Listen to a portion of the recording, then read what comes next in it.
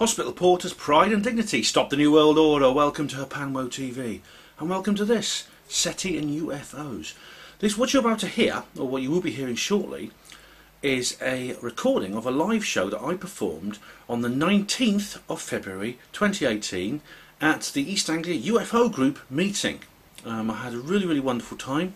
I went all the way to Cambridge on the coach, and then Tony, the chap who runs it, who helps run it, or does most of the running, he picked me up, and we had a lovely evening, and I did my speech. It's very interesting. Now, SETI you might have heard of. SETI is the Search for Extraterrestrial Intelligence, which is basically where serious scientists, astronomers, not loonies and nut jobs like me, but those with letters after the name who are mainstream and get published in mainstream scientific journals, point telescopes of various kinds at the sky, hoping to hear a message from an intelligent civilization out there, light years away in space. So the search for extraterrestrial intelligence. Now the thing about it is, of course, that's kind of what I do because I'm into ufology. But there's a very distinct difference between SETI and ufology. Which is obvious, really. We both believe in aliens. It's just that SETI believes that aliens are millions and millions of light years away, whereas we, ufologists, believe they're right here on Earth with us already. And there's a considerable difference between the two of us, and never the twain shall meet, it seems. Why is this? Why are we so against each other? I mean, well, maybe on some level it's obvious, because in a sense ufology makes SETI redundant to a certain point of view. However, maybe there's more to it than that. There's something very fundamental about our worldview and about the way the world works, and also the nature of the extraterrestrials themselves. That's what I'm going to explore in this particular video. I want to thank everybody who attended. It was really wonderful. I had a fantastic time in Newmarket, where we had the meeting, and to Tony and to Sean and Graham and everyone else who helped organise the event, and for you, of course, for watching. So thanks very much. And I'll begin by introducing Tony to you, because he's a very interesting chap. He's one of the main organisers of the UFO group, East Anglia UFO group, and he does most of the job in organising these meetings, although of course he's helped by many other people. So I'll just show you Tony first of all, and then we'll proceed to the meeting, and you can hear. Well, obviously, you won't be able to. You'll be able to hear what I said. Obviously, I'm going to. Well, it's not obvious, but I'm going to do what I did with New Horizons. I'm not actually going to show you the video which I recorded. I'm going to just rip the audio and play that with the slides. So again, you won't get to see my face. Sorry, Slankser. So I hope you enjoy it. Hi there. Now I'm here with Tony Buckingham, and we're going to talk about the East Anglia UFO group, where I've been speaking. So Tony, hello, how are you? Hello again. All right, now you are, is it not director or not chairman? You are the leader, they tell me. You are the workhorse of the East Anglia UFO group, along with Kaz and several other people. Yeah, something like that. Yeah. But how long have you been interested in UFOs? I can tell you exactly what year it was. It was 1974. Right, why that year? Well, that's because I had my one and only sighting in 1974. It was a close-up sighting, and it's basically either ran my life or it's ruined my life ever since, however you want to look at it. What was it you saw? Well, I don't actually know, but it was an object a bit like a cone-shaped, or like an old-fashioned Victorian spinning top. It had three what looked like half-cut ping-pong balls on top. It was gold in colour, or dirty gold. What appeared to be windows on the top going round, but they may not have been windows. And it just sat there in front of me. I mean, there's a lot of detail, but that sounds like you obviously saw it quite close up. Yeah, oh yeah, it was quite close. If I held my arm out, it was about the size of your fist at arm's length. Well, that's very close. Yeah. That's very close. Yeah. Was it in this area you saw it? Yes, it was in the village I still live in, but it was around the back of the bungalow. I was at my parents' house. I was 16, 17 at the time, and outside the back of the bungalow, it was just fields for miles, so flat fields. Yeah, well, that's interesting. I mean, there's this whole region has a a notorious reputation for things like this, because you live not far, for example, from the Andrews family, and which I've talked about before. So, and then you think triggered your interest? Yes, I was greatly excited. I spent the next several weeks telling everybody I knew, and as I mentioned earlier, I then spent many years regretting it, because in those days the ridicule factor was a lot higher than it is today. But yes, it started off, I started doing some research. I went to the library, and they didn't have many books, but I took out which ones they did. And in the back of one of these books I saw an advert for Flying Saucer Review. Famous magazine. Yeah, so I then took a subscription out, and I think I had almost everyone from that point onwards. Oh, great. So that's... And then you formed the East Anglia UFO group. When did you do that? Yeah, well, in the early days I used to visit lots of other groups. In those days there was a lot more groups around the country. Cambridge, Bury St Edmunds and all sorts had groups. So I was a member of other groups. Then some friends and I used to meet regularly, and we used to just chat about stuff. But the group that we're running at the moment has actually only been in existence about 3 years, so it's quite a newcomer really. Well, you've certainly come a long way in the time, because I mean, as viewers will know, you had a big, there was a huge crowd there. Yeah, a big crowd. Yeah. Oh, that's really, really cool. Why do you think there are fewer groups now than there used to be? I think there's two reasons. There could be more, but I think the world of the computer and the internet has changed things dramatically. But also, I do think in the past, a lot of internal problems that groups had were possibly caused by people who had other agendas. Oh, right, yeah. We've been talking privately about some of these things. But yeah, I mean, I understand like the decline of what's known derogatory terms meat space is not needed so much now, because so many people are online, which is a shame actually, because we have some, getting together in real life is actually a very, very important part of, I think, the experience. And I still would like to, I mean, obviously I used to run a group myself, or help run a group, Berkshire Seeking Solutions, which is now disbanded, unfortunately. But, so I mean, this is quite something. What other speakers have you had apart from me? Dave Hodrin from Bufog came down a while ago. We've had Bufora come down and have a chat. We use a lady who's very sympathetic and very in touch of what's going on, and doesn't ask leading questions, and does this regression for us on certain people that we think it may help. She came along and done a talk all about the regression process and what have you. So I've had a few speakers down at different times. Oh, brilliant. So you've had Andrew Johnson as well. Yes, Andrew was down a few months ago, yes. Always an interesting chap. Oh, that's cool. So what future plans do you think you have for the group? Well, we're quite a proactive group. This year we have an almost full itinerary for group nights with external speakers. So we're very fortunate that every group night we've got something busy going on. We do sky watching. We're going to visit a very famous a radar station, Neater's Head, on the East Coast, that plays a prominent part in 2 or 3 major UFO sightings in the area. We do the Rendlesham Forest bit now and again. We pop along and have get-togethers. Yep, so we, very proactive group, and of course we go to as many of the UK conferences as possible, and even 1 or 2 abroad. Oh, that's great. I mean, you're going to be at Dreaming Saucers, I believe. Oh yes, very much looking forward to it. Then. You've already got your ticket, and I'm looking forward to seeing you there. Good. And it's I'm looking forward to it being a great event. Good. And so well, let's hope so. Forward to seeing you there. Yes. And you and I are both going to take part in the upcoming Rendlesham Forest 2018. We'll be there dancing around the fire naked. Oh yes, indeed. All good fun that will be. I'm looking forward to that enormously. Well, depending on who turns up, shall we say? I guess. But yeah, that's organised by Nigel Mortimer, and I can't remember the actual dates, but it's August this year. Almost a week we're going to be there. Yeah. Let's hope for nice weather.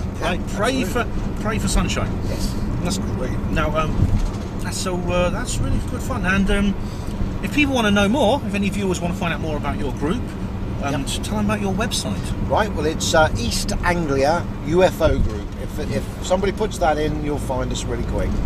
Right. And are you on Facebook? Yes, we have. I can't recall offhand, but it's something like the East Anglia UFO Group Discussion page, something like that. These days you're nobody unless you're on Facebook. Oh yes, unfortunately. Well, thank you very much, Tony. Thanks very much. That's been a great. It's great to meet you and great to spend some time with you because we've met before. But this is the first time I've been at your group. Yep. And I've enjoyed every single moment of it, and I'm very grateful. That's been great. We're grateful for you for coming along, mate. Take care. Thank you. Okay then? Yeah. Right. Okay, well, we're about to start in just a minute. Those who know me well know that I'm always saying how good computers are, the internet is, but it does have its drawbacks. But I'm also always banging the drum about getting out there, getting your feet dirty, talk to people, go to conferences and so forth, because you meet a lot more people and you can learn a lot more stuff.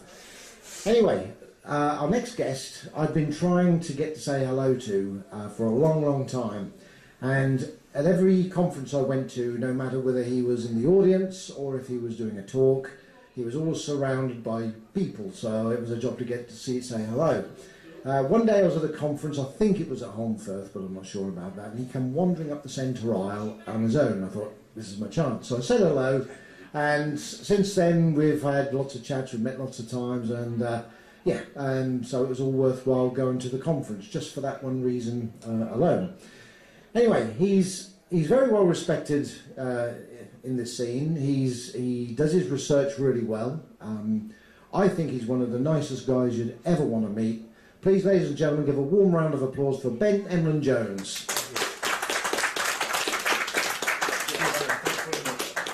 Thank you very much. Cheers. Is there a clicker there? Where's the clicker? Oh yeah. Okay, yeah, it's all right. It's got my little thing here. I'll just make sure it's switched on. There we go. All right. Just testing the systems. Yes, they're all working. That's great. Well, ladies and gentlemen, thank you very much, all of you, for coming on this wet, miserable winter night. Yes, this is my first ever trip to the East Anglia UFO group, and it's really great to be at one of your meetings. And thanks, Tony, for bringing me along. Thanks to Sean for doing all the IT, and for Graham at the back there, and for being Graham. Thanks, Graham. Thanks, Graham. Well, ladies and gentlemen, I'm going to begin with playing a little game. Now, this image, which is the title shot to my talk, has a little, I don't know, it has, I won't tell you, but there's a little hidden message in that image. All will be revealed later, but let me know if you can spot it. If you spot it, just think about it for a while. We'll go through the talk and I'll let you know what the hidden message is later. I'll tell you now, it is not a subliminal picture of Nick Pope's face, in case you were wondering. But what I'm going to do is I'm going to start with a basic, simple fact. We are not alone. That is indisputable. It is physically possible we are alone. It's also physically possible you can win the national lottery 5 weeks running. But it is totally against common sense to think that that is possible. On a purely statistical level, the chances against it are so tiny that it is as good as impossible. The idea that we're alone in the universe is the equivalent of that. There's absolutely no chance, in my view, that it's possible we are alone in this universe. We're the only life in the universe, the only intelligent life in the universe. I believe, well, firstly, I believe there's positive evidence that there is. And secondly, I believe that it's only a matter of time before this is confirmed through other sources, the sources which I'm going to talk about this evening. So, let's begin with that established fact. Now, I'm going to take, this is a little video I'm going to play you now, which is just basically an illustration of the universe we live in, and what it's really like, how big it is, the true scale, which is not, it's actually not possible to comprehend in its entirety. But this video is as close as you're going to get to an ability to comprehend the scale of the universe. We begin with this picture of the Himalaya mountains there, the tallest mountains in the world. We move out, and that is Tibet, the nation that they're in. You can see the curvature there. See, the Earth is not flat. There is a curvature. That's the Earth. That's our planet. It's a big place. You travel across it, you've got to get a plane, it takes a few hours. And all of us live on there, and all of us have always lived on there, with the exception of just 536 people, those who have gone into space. All of us live here on this planet, this pale blue dot. It doesn't look like a dot there, but it soon will. That's our home, our planetary home, where humans live, and all other life. Now, we have explored space. Now, I know about the secret space program, and I'm going to just pretend for convenience's sake to make my point that the secret space program never happened. But as you can see here, there's a large number of artificial satellites, and even leaving aside that, the secret space program, we have explored space to a certain extent. There you are, you see all those satellites. So many of them, aren't there? Massive number. Surrounding the Earth. And there's that big star there, that's the Sun. We go out a bit further. Now, as soon as we get to a point where we can actually see the entire orbit of the Moon around the Earth, the Earth already becomes almost invisible. You go out much further and the orbit of the Moon becomes invisible, its orbital track around the Earth. That's all our planets. See, there's Mars there, see? See how Mars is... And there's Jupiter, all the outer planets. There's our entire solar system. That's all the planets we know of in our solar system. And you don't have to go very far, and already the Sun is starting to look like just another star, which it is. It's a completely normal star. No bigger or no smaller than average. It's a pretty ordinary star, unremarkable. And that's how long that's the amount of time any of our radio broadcasts have travelled into space, and most of them don't even get that far because they're not meant to travel in space. Now, our galaxy contains up to 100 million stars like the Sun, but as soon as you get any distance from our galaxy, the Milky Way, the galaxies themselves start to look just like stars. And each one of those little spots is millions and millions of stars. And the universe.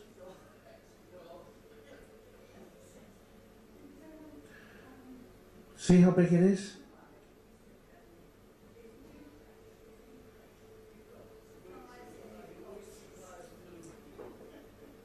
Incredible, isn't it?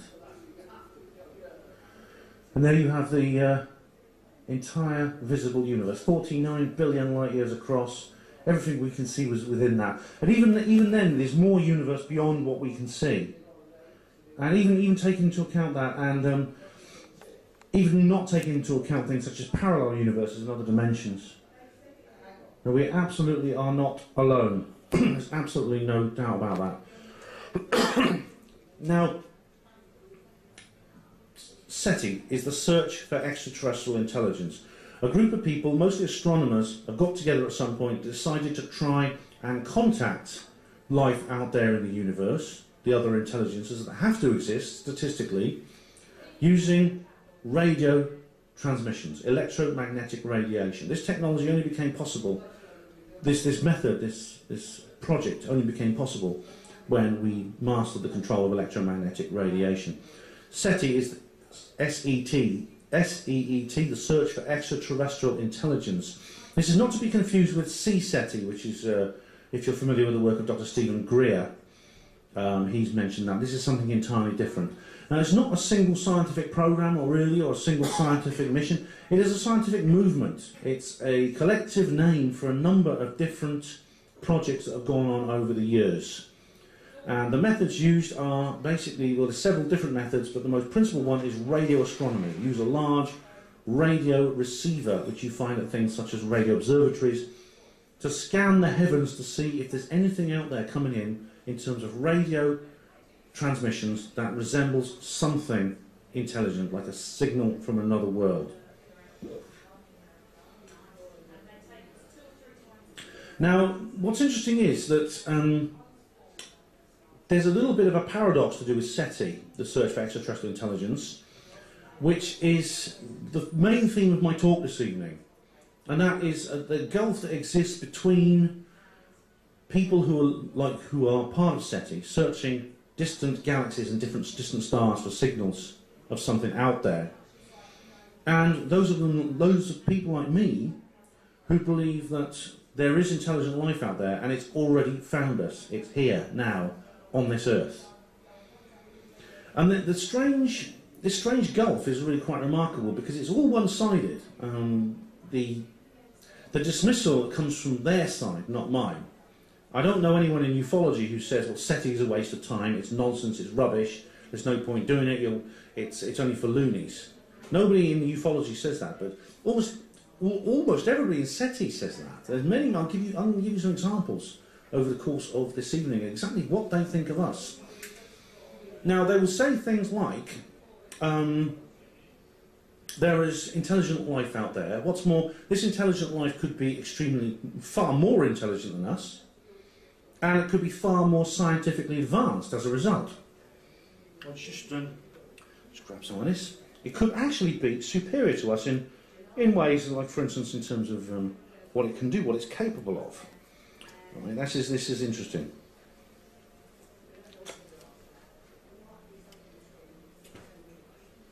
The thing is, though, I mean, what about what we're capable of? Now, you see this here? This is actually, it looks like some kind of new shuttlecock for a game of badminton.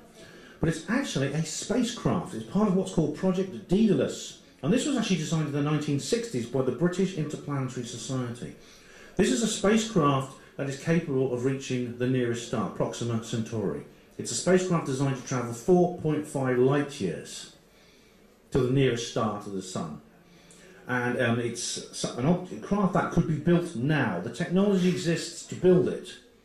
Its propulsion system is quite simple. It uses nuclear explosions, basically, which we already have that technology. And it could travel at 1/50th of the speed of light, and no, 1/10% of the speed of light, and it can actually reach the nearest star within 50 years.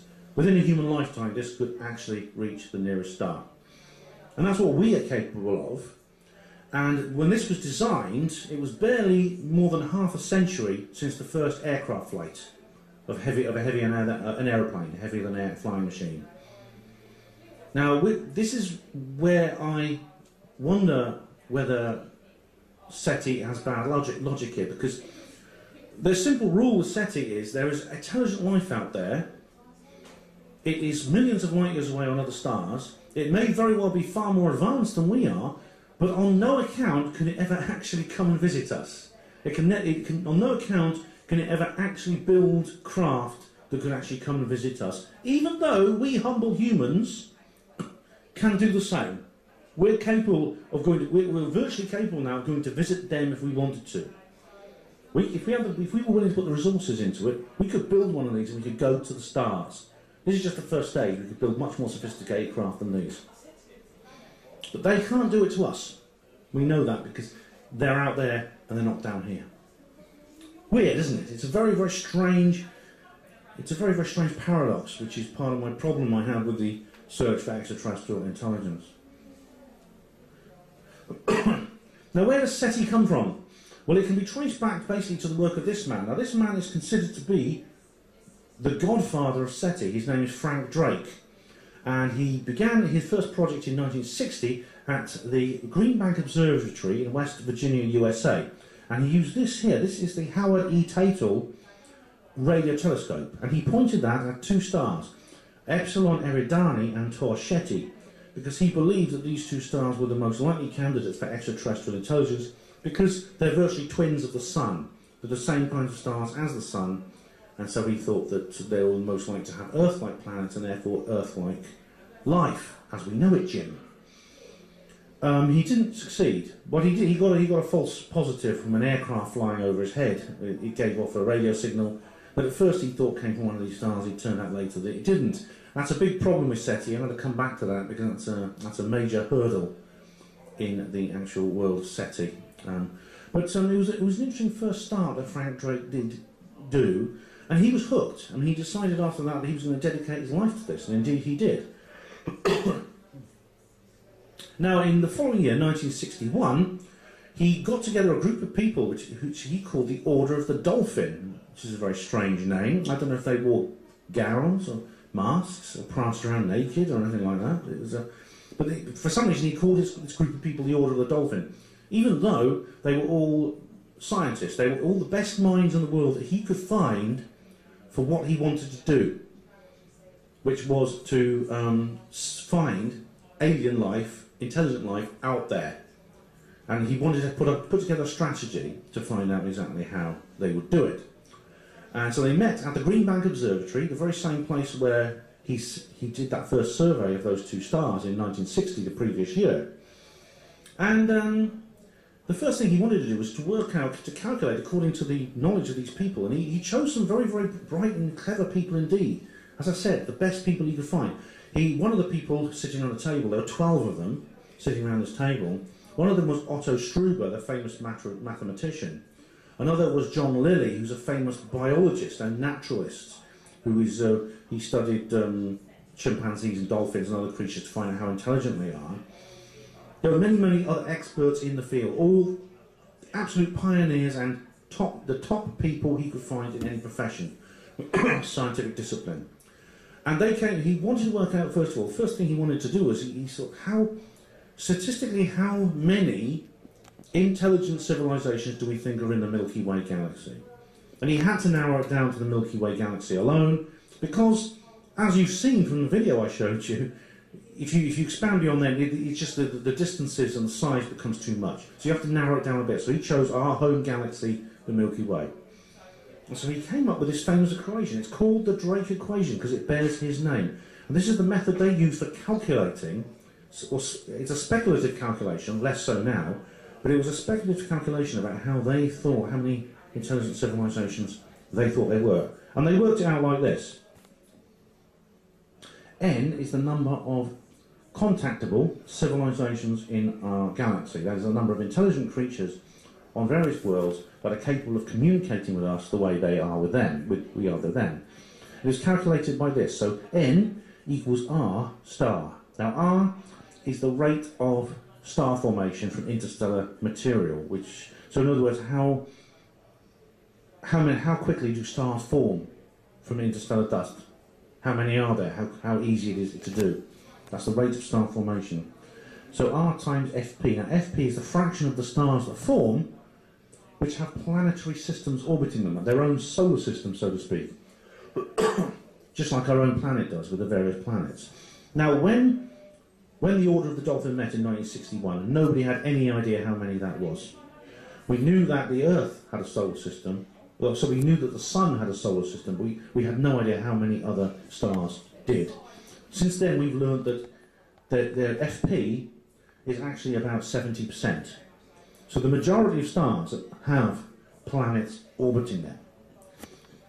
Now FP times NE. Now NE is the number of those planets in FP which have developed Earth-like conditions. In other words, they're in what's known as the Goldilocks zone. They're not too hot, they're not too cold. They're just absolutely right for life as we know it yet, and that means basically liquid water. Water that's between 0 and 100 degrees Celsius. And so NE is the number of those planets which have those features. And at the time, of course, as I said, no one had any idea how many that was. Now we've learned since then that NE is about 17%. 17% of the stars with planets have planets that are possibly Earth-like. NE times FE. Now FE is the number of those planets which are Earth-like and capable of producing life that actually do. Now FE times FE. Fi is the fraction of that life which actually becomes intelligent. It actually develops a brain or an equivalent of a brain which allows it to think the way we do or better. FC is times FC. FC is the proportion of those intelligent civilizations, those intelligent creatures, that produce a civilization capable of controlling electromagnetic radiation and therefore having the ability to communicate the way we can. So they have their own SETI program, in other words. And times L. L is the length of time that these civilizations last. How long do they last before they die? They become extinct. Perhaps through destroying themselves through their own technology. Perhaps they develop weapons and they're warlike and they destroy each other. How long do they last? Now, in my view, there's a missing factor to this equation. I call it FM, and I'll come back to that later. But it's something that Drake and his colleagues never considered, which perhaps they should have done. Now, at the end of this particular session, they've spent many days, you know, hashing the figures and arguing and debating and working out and putting forward proposals and tabling and all sorts of other things. At the end of this session, they worked out that the estimated number of intelligent, contactable civilizations in the Milky Way galaxy is 10,000. 10,000, like, who are like us, are capable of contacting each other.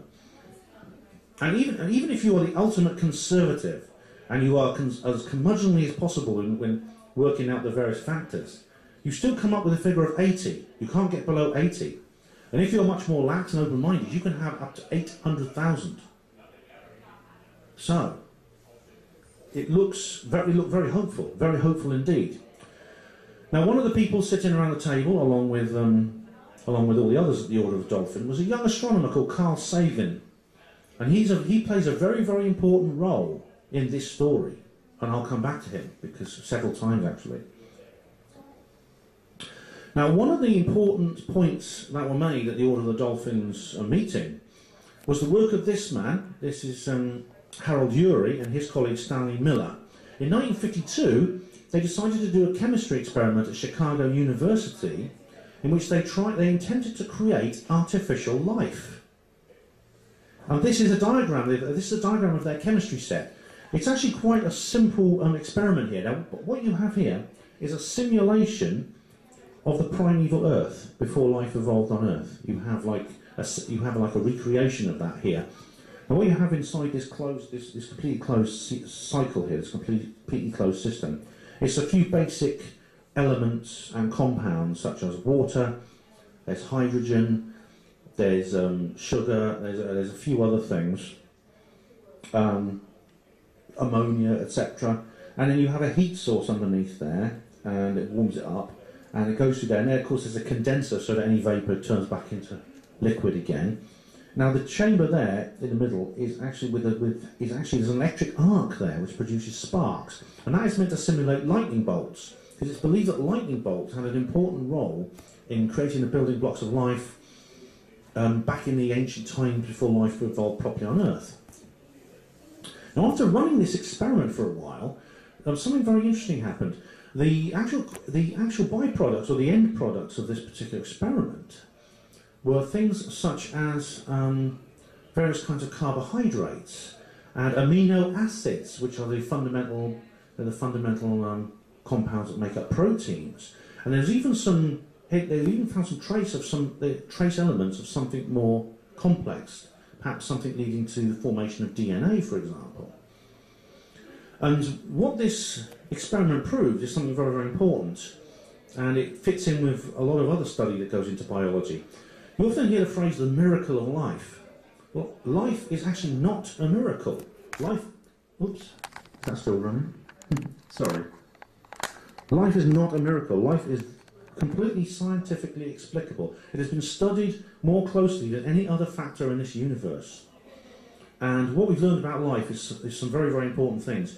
Whenever it emerges, it takes hold and it never lets go. Whatever you throw at it, it will stay there. It will adapt, it will evolve. Simple life begets complex life, etc., etc., etc. It's almost like an emergent property of the universe itself. And we also know that what Miller and Urey proved was that life will actually emerge almost effortlessly from a few very, very simple factors which you put in. Some very, very simple conditions. Life emerges quite easily. It's surprising. They didn't expect to be this experiment was far more successful than they thought they would ever have. Which means that we should expect to find life in the universe. It should be everywhere. Everywhere where it's possible that life can exist, we should expect life to be there. That's what this experiment demonstrated. And what's more, I don't know how many of you are familiar with Professor Chandra Wickramasinghe. Now, he's a very, very interesting chap because he actually spoke at an exopolitics conference. He's one of the proponents of the panspermia theory, which basically says that space itself has life in it. And life, I believe he's right. I believe space is as rich in life as a rainforest. We're just told that it's this dead, cold, empty vacuum. Why? I'll come to that later. This here is Carl Sagan. Remember, he's the chap who was at the Order of the Dolphin meeting in 1961 with Frank Drake. Now, in 1966, he wrote a book which changed the world. It was called Life in the Universe. And that book really captured the public's imagination for SETI. It really got it. It got it onto the front pages of the newspaper. It became a very, very popular idea, and it has been ever since. And this chap here, like I said, he's played a very, very important role in the search for extraterrestrial intelligence. This guy's actually what's known today as a pop scientist. And there have been many, many pop scientists over the years. Some of them are better than others. Some of them are more likeable than others. People like Arthur C. Clarke. Today we've got Professor Brian Cox. We've got people like that. I'll be coming back to him later. Yeah. Basically, scientists who are in the media all the time. Richard Dawkins, etc. He was one of these people, and he was a very, very good one. He was very, very skilled. He was a good speaker. He was a good writer. He was a good communicator. And he used to do lectures at schools and things like that. So Carl Sagan has become. Now, Carl Sagan actually was also. He wrote a little bit of fiction, and his fiction was about SETI because he was so passionate about SETI. And in 1987, he wrote a book called Contact, which 10 years later was made into a movie directed by Robert Zemeckis, and it starred Jodie Foster and Matthew McConaughey. This is a really, really good film. I've not read the book, but I've seen the movie, and it's a really good movie. It's about an idealistic radio astronomer played by Jodie Foster, who actually is very, very keen on the SETI program, and she finds a signal from space, an intelligent signal from space. And this is a very, very good allegorical, fictional representation of what might happen, what I think will happen, when, not if, but when, we do pick up an intelligent signal from space. Now, the actual film is actually a misrepresentation of SETI itself, though, because in the film she's portrayed, this character, Ellie Arroway, her name is Dr. Ellie Arroway, she's portrayed as a sort of freak, maverick, fringe loony who the other scientists don't get on with, and they think she's crazy, and then they think she's jeopardising her career because she's talking about nonsense that no other scientists take seriously. Now, that is not how scientists generally regard SETI. SETI is actually a very, very mainstream thing. It's very, very accepted, it's very serious, and many, many scientists actually take it seriously, in astronomy especially, and the SETI program is very, very well funded, more so now than ever before, thanks to some wealthy philanthropists I'm going to talk about in a minute. But it's been funded by the state, and it's been funded by private enterprise for a very long time, and it uses a lot of very, very sophisticated equipment, and you can see some of it there. And in fact, the telescope you actually, the observatory you see in that picture there is actually this one. This is the Carl G. Jansky Very Large Array, New Mexico, USA. Now there are actually 27 of these huge antennas, these things here. These are all 82 feet high, and they're very, very powerful, and they could pick up a mobile phone signal on a distant star. They're very, very, or a distant planet maybe. They're very, very powerful indeed. And this has been used quite considerably for the SETI program. In the plot of the story, A Contact, there's a lot of opposition, there's political opposition against it, and the people, they have to leave but in reality, this is very regularly used by SETI researchers and SETI teams, and everyone's absolutely fine with that. Now, the thing about SETI is it's not just about detection. It's not. People think, well, one day we'll detect an alien signal from another star somewhere, and it's going to be real intelligent life out there signalling to us, and we can have we know that we're not alone in the universe. We just got to wait for that signal to arrive. Well, guess what? I think that signal already has arrived, and and the chances are we've already detected it. But the problem is the signal is probably waiting on some magnetic disk somewhere in some laboratory to be processed. And this is a big problem. That this is one of the principal problems of SETI. Is simply the amount of data, the volume of data is absolutely enormous, because the universe is live. It's roaring with electromagnetic noise on every wavelength, on every amplitude, on every frequency, and it's coming in from 360 degrees all the way around the planet. You need detectors on on every continent to gather all that data. The data then has to be processed. And the SETI uses some very, very sophisticated computers. Here are some of the computers that SETI uses. And you can see the massive data, these are massive data banks here, and processors there to process all that data.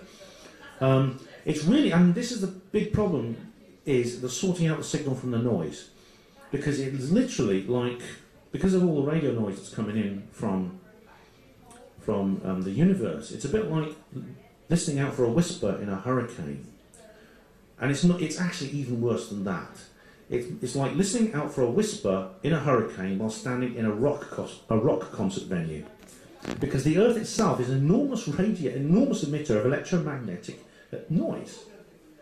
Everything from TVs to TV signals, mobile phone signals, aircraft communications, satellites, and even simple electrical devices. And I'll give you an example in a minute of how just simple household electrical devices can give a false positive on a SETI study. So this is a massive task here, huge task. But you know, they're all full of ideas, these SETI scientists. They've even asked us to help. I don't know how many of you have ever signed up for SETI at home. This is very interesting. This is a kind of like a crowdsourcing assistance call for help from people within the just general public to actually help process all that data. So you can use your own computer on its downtime, just when you normally have a screensaver playing, to actually sort out some of this radio data. So what it does is, you just download an app, and as I said, it runs when your computer's on downtime as a screensaver sort of thing. But instead they send you a block of radio data which your computer processes and then sends back to the SETI at home headquarters. And it's a really good way of doing it, which means the computing power of SETI now is not just their own data banks, but it's also the computers of everyone who signs up to SETI at home. In this way, they're trying to clear the backlog, which it's a big task, a huge task. But success is inevitable. It is statistically as certain as is possible, as I said. It's only a matter of time, because these are just some of the Earth-like planets that have been found in the universe. There's the Earth there, and these here are planets which orbit other stars. They are exoplanets. They don't orbit the Sun, they orbit other stars. They're many, many light years away. But they could have life similar to us. They have the ingredients. They have the right temperature, which means there's liquid water. They have some of the right gases in their atmosphere, things such as that. They've been checked for their size, their distance from their parent star, and their spectrographic analysis, which tells you what kind of chemicals are found on that planet. And many of them are Earth-like.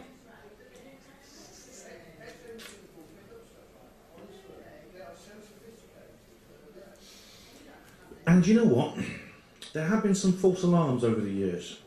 Maybe not so false. This first one definitely is false. Now this one is Susan Jocelyn Bell. Now this lady here. Now she is a radio astronomer. Now she was doing a project at the Jodrell Bank Radio Observatory in Cheshire in 1967. And she picked up a signal which she called LGM, Little Green Men. And this is because it was a regular repeating radio pulse from very, very distant in space, and she wasn't sure what it is, but it did look intelligent. It was like a lighthouse beacon in space. What she actually detected was this. It was a pulsar. It's actually a type of neutron star, a very, very dense object, which is rotating at a very fast rate, and it has a beam. It actually radiates in the form of a beam, not all the way around like our sun does, so that because it's rotating at a regular field, if you're in the path of that beam, and because it's regular rate of rotation, you will pick up a regular pulsating signal. Now, 10 years later, we have the WOW signal. Now, this is very interesting. This happened on the 14th of August 1977. An astronomer called Larry Elner actually picked up a signal, now, which is very, very interesting. Now, this here won't mean much to you. Oops, sorry. These figures here won't mean much to you unless you know an awful lot about radio astronomy. But what you have here is Elmer's handwriting. He was so impressed and astonished with what he picked up that he wrote "wow" on the margin of the computer printout. Now, the wow signal came from somewhere in Sagittarius, and it has never been repeated, but it does appear to be intelligent. It's an intelligent, organised signal which looks like something from an artificial source. And it's not local, it's not from the Earth. It has actually been filtered using the processes I talked about earlier, so it's not an emitter from the Earth. Now, what's most interesting about this particular signal is it's on what's called the hydrogen channel. And this goes back to Frank Drake in the Order of the Dolphin, because one of the things they speculated about in that meeting of the Order of the Dolphin, sorry, my nose itches when I'm talking loudly. One of the things they speculated on was what would the aliens do if they wanted to contact us, and they don't know what channel, what frequency or wavelength we are going to use. Now, Frank Drake said the best thing to do is look on a frequency or wavelength that matches hydrogen in its lowest energy state, because hydrogen is the most abundant element in the universe, and therefore the aliens would naturally choose that, because basically you're in a situation where you have to meet somebody, you don't know where you're supposed to meet, but you have to guess in advance the kind of place you're going to meet. So this is his analogy. So you think, oh well, the aliens would probably use the hydrogen channel. It's the most simplest thing to do. It's the frequency and wavelength of hydrogen in its lowest state. Now, I think there's a bit of, I think that's a mistake, and I'll say more about that in a minute, but basically what he's doing is anthropomorphizing. He's basically saying, well, that's what we would do, that's the sensible thing that we as humans would decide to do, and therefore the aliens are going to think like us, and they're going to do the same thing. So it assumes the aliens are like us in the way they think. And I think that's a mistake. I don't think it's wise to put ourselves in the shoes of these aliens, if they even have 2 feet. And I'm going to say more about that later on, because that's an important point, which I think a lot of the SETI people miss. Now, this is the Lorimer Burst. This was discovered by, and this is more recent this was in 2014 this was discovered. It was discovered by an astronomer called Duncan Lorimer at the University of West Virginia, not far from the Green Bank Radio Observatory. And it's actually very, very similar to the WOW signal, except it looks like an organised, artificial transmission. It's very, very short, hence it's called a burst. And several of these have actually been discovered. Now, the problem is, these might actually not be from the Earth. These might actually be caused by, you're not going to believe it, the microwave oven in the observatory dining room. I'm not kidding you, these things do happen. These scientists, they sometimes have interference of that kind. And they've mistaken organised things from as mundane as a piece of a household appliance for transmissions from other planets. So we don't know yet. I mean, there's been more since then, and they've apparently been controlled now for the original problem that Lorimer was faced with. But it's just it does. You can see how there's a radio noise, and this is definitely a line indicating something specifically creating that particular sound. Now, what about good old vision? Good old visual astronomy. It's not all radio astronomy, is it? We do have, just using our eyes. Can't we do that? Yes, we can. There's a role for visual astronomy in SETI, the Search for Extraterrestrial Intelligence. Now, this here is the Kepler Space Observatory. It is one of the most powerful tools we have for looking out into the universe. It's a very, very powerful telescope indeed. It is orbiting the Sun a long, long way from the Earth, and it's staring at various different stars to try and pick up planets. And, it did pick up a very, very strange thing. Now, it was actually staring at a star called KIC 64825882. Catchy little name, isn't it? But since then, it's actually been dubbed Tabby Star. It's been named after Tabitha Boyajian, who's the lead author of a paper about this particular star. This particular star is actually, it's about 1,200 light years from the Earth, and it's a fairly sun-like star. It's of the spectral type called F4, which means it's pretty much like the Sun. It's very similar to the Sun. But there's something very odd about it. Now, the method that Kepler uses for spotting planets is very, very simple. The planets orbit the star, and every so often they go across the star. They go across the disk of the star, and the light of the star dims slightly. This is called transit or occlusion. So it's kind of like a little eclipse of this star. I mean, it happens regularly. It happens regularly every so often. And that's because a planet will be orbiting the star in a regular phase, just like the Earth does around the Sun every 365 days a year.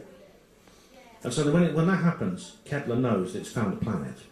And by looking at the type, how much light is occluded, and how quickly it goes around, they can work out how big it is, how far it is from the parent star. They can even work out some of the chemicals on that planet through analysing the light, spectrography, that's called. But then they came across a star, this particular star, KIC 84625882, Tabby Star, which is different. It has very, very deep dips in its light, and these dips were irregular. And there was a lot of talk about what actually caused this. They started thinking about maybe it was a cloud of comets, a large number of comets in orbit around the star. Then they realised that that wouldn't work because it was the wrong type of star. Several other ideas were suggested, and then they were forced, and I mean forced, to come up with another possibility. What Boyajian and the team might have discovered is what's known as a Dyson sphere or a Dyson swarm. And this was first proposed by someone called Freeman Dyson, who said that one of the things we should look out for in the universe to see if there's any signs of intelligence could be artificial megastructures in space orbiting a star. These are artificial, like giant space stations or giant satellites that were so huge they actually blocked out some of the light of the star. And these could be used for various things, such as maybe for artificial bases in space, or maybe as solar panels for gathering energy and things like that. But he reckoned a really sophisticated civilization on a star would have this technology after millions and millions of years of advancement beyond the human level, would have the technology to build these artificial megastructures around their star. And this particular feature, these things would be so big that their effect on the star's light would be visible from Earth. And the thing about it is, what Tabby Star is exhibiting is exactly the signature that Freeman Dyson predicted you would see in this sort of situation, in a situation where there was a Dyson sphere around the star. Now, the radio telescopes have been listening, and they can't find any organised signal from Tabby Star, and we don't know that there's a Dyson sphere around Tabby Star, but we just know that if there was a Dyson sphere, this is what it would look like. It would look like exactly what Boyajian and her team have found. If you go to the TED YouTube channel, she's done a TED talk by Boyajian. She's actually done this TED talk. And it's really amusing because she says, we must not consider aliens except as a last possibility. We must always leave it to last, because she goes on and on like this. And it's really funny because she's trying desperately not to sound like a loony. She's doing her really, really best to signal to her colleagues within the scientific community that she's distancing herself from people like us. And it's really funny to watch, because at the end she's, yes, but I'm going to have to, is it a possibility we have to consider, It's really funny. And, if you want to see Tabby Star, it's actually 1,200 light years away, and it's just there on the cusp of Hercules and Lyra. There it is, so you can always find it. Now, this is interesting. This is the Mars meteorite. Now, I'll say more about Mars later on, because Mars is a very interesting case. But do you remember this? This was actually found a number of years ago in Antarctica. It actually came from Mars. And when they took a good look at it, they found what looked like tiny little fossils of single-celled organisms. And this is interesting because there's not supposed to be life on Mars. It's not supposed to be there. But they had to admit that this came from Mars and it appeared to have life on it. And it could be that the Goldilocks zone is a lot wider than we thought it was, because look, this is Enceladus. This is one of the moons of Saturn, so it's millions and millions of miles beyond the Earth, where the temperature is very cold. However, there is liquid water on this moon. It's caused by volcanic action within the moon. It warms up the water. So there could be life on Enceladus, which means that Goldilocks zone is much, much bigger. And perhaps we should consider some planets, which we didn't consider before, as possible candidates for life. Now, there's one thing wrong with SETI which you might have already worked out for yourself. It might have occurred to you what the problem is, one of the biggest problems with SETI. And there's an element of role utilitarianism here, because you've seen what we've been doing. We've seen what you saw the Kaji-Jansky Very Large Array, you saw these various radio telescopes, you saw these things pointing up at the sky, listening for a signal from another world. Just keep listening, because a signal will arrive. We're just sitting there, these antennas pointing at the sky, listening. We're listening, but we're not transmitting anything. Do you see what I mean? It's like, this is a very frustrating situation, because what if the aliens are doing the same? It's like we're both sitting there with the phone receiver to our heads, in silence, waiting for someone else to talk, and we're listening, and we're hearing nothing. We're waiting for the other side, we're waiting for someone else to talk to us, and so there's just silence. Well, in 1974, in November of 1974, Drake and a few other people, such as Carl Sagan and a lot of the other SETI team, decided to get together and say hello. And the result was this. Now, on the 14th of November 1974, this was transmitted from the Arecibo Radio Observatory. This is a very, very large single antenna radio telescope in Puerto Rico. You might have seen it. It's like this huge dish in the middle of these woods. And this is the signal they transmitted. Now, this is binary code. This is binary code, and this is the signal that's transmitted. Now, that up there is a key. That just simply explains how binary code works. And all this here is DNA. This is the DNA molecule in binary code. Now, there you have an image of a human. You have a human figure there. This is how many of us there are. Sorry, this is how big we are. And that is our population, how many of us there are. And this here, believe it or not, is a binary code diagram of the solar system. There's the Sun, Mercury, Venus, Earth, Mars, and there's the outer planet and Pluto, which is no longer officially a planet. But it was when this transmission was made. As you see here, the Earth, the third rock from the Sun, is raised up slightly, and it's below the human. Now this hopefully indicates that to the aliens that that's where we come from. And that there is a diagram of the Arecibo Observatory. That there is a binary image, a binary code image of it, and that is the frequency with which the transmission was sent. This was actually transmitted. It was transmitted here. This is M13. It's a globular cluster. It's a mini galaxy orbiting the Milky Way, and it's 25,000 light years away. This means, according to Einstein's theory of special relativity, that it will take 25,000 years for the signal to reach M13. And then if they decide to reply straight away, it will take another 25,000 years for the signal for them to return to Earth saying they've got it. And so it's going to take 50,000 years to say hello, basically. And this is one of the problems of SETI according to the universal model as we know it, which might not be correct. It may be a different situation.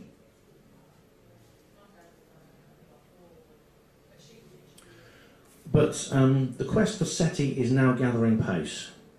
As I said earlier, the funding for this project has never been greater. Now, one of these people here, this guy is Yuri Milner. He's a Russian oligarch, and he has just poured about $2 billion US dollars into funding SETI. He has several SETI projects that he set up, and it's been backed by many people, including Elon Musk, Richard Branson, and as you see here, Professor Stephen Hawking.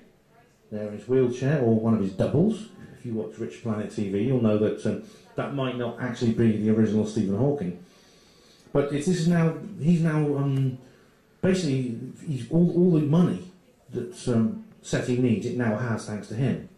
And really, as I said, because of what I showed you earlier about the size of the universe, the scale we're talking about, the statistics, success is inevitable.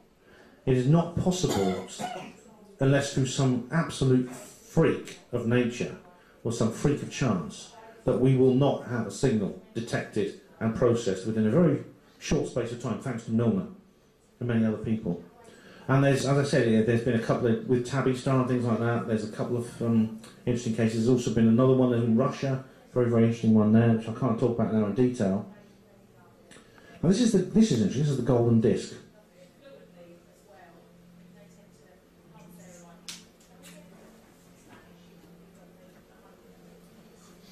This is actually a gramophone record that was designed partly with the help of Carl Sagan. And on this is played lots of different sounds from Earth, including people saying hello in over 50 languages. There's a message from the Secretary General of the United Nations. Various other people like that were talking.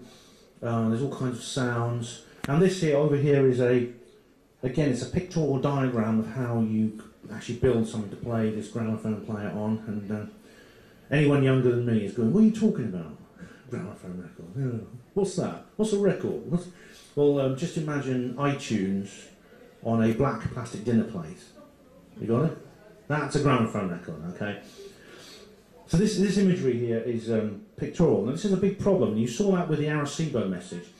You have to communicate with these creatures without using language, because we don't know what kind of language they use. We can't just talk to them in English. They won't understand what we're talking about. So you have to think of a pictorial language. Now some of this has been done, some of this has already been worked out. If you go to airports, where there's lots of people around who speak lots of different languages, and some of them won't speak English, you see the signs are all pictures. Like you have a picture of a plate and a knife and fork, and an arrow, that means the cafeteria is that way.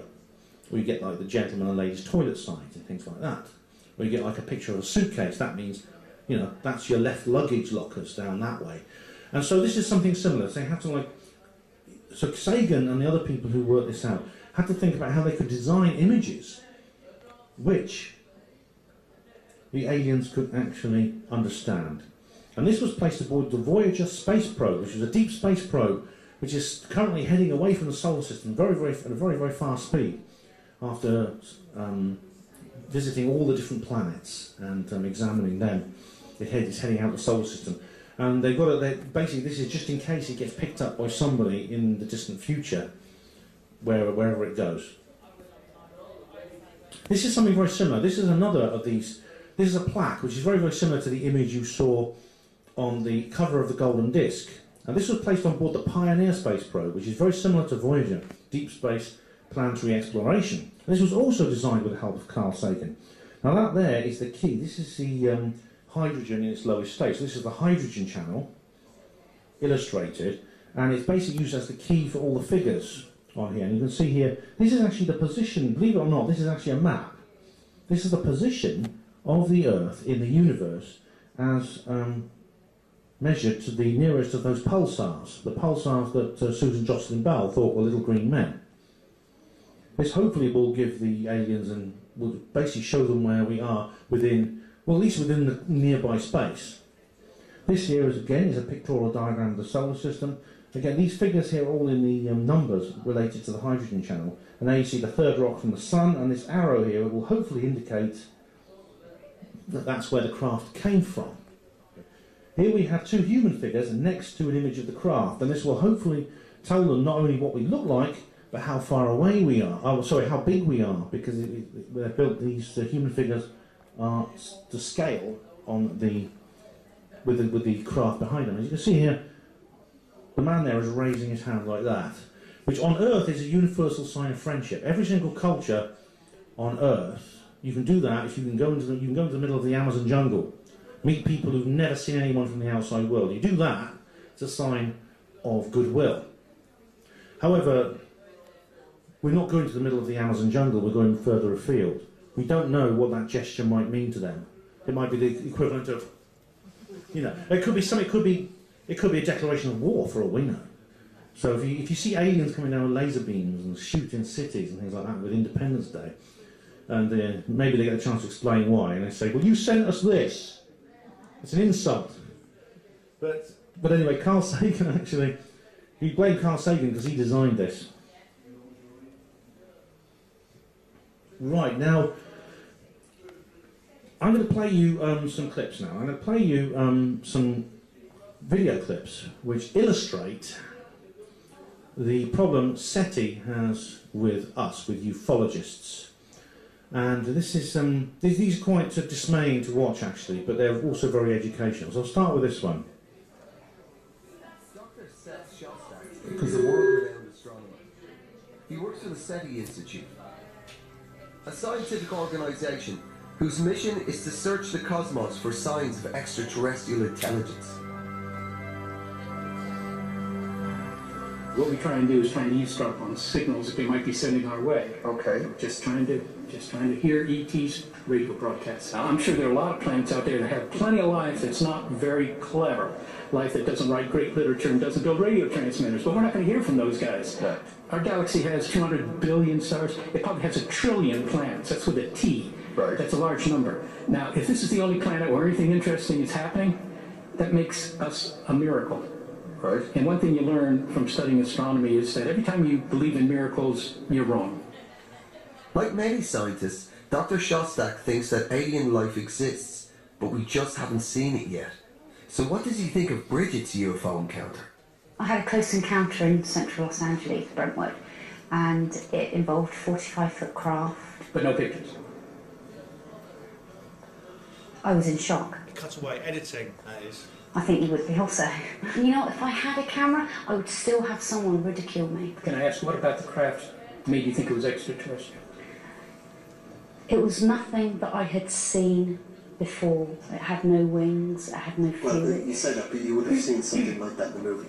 Yeah, I've seen spaceships on TV. It's all children's TV channels now. It's spaceships everywhere.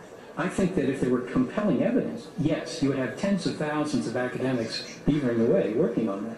If the evidence is poor, they're not going to waste their time. That's the thing. And the fact that they're not doing that means that the evidence is poor. There's not a very good case for alien visitation.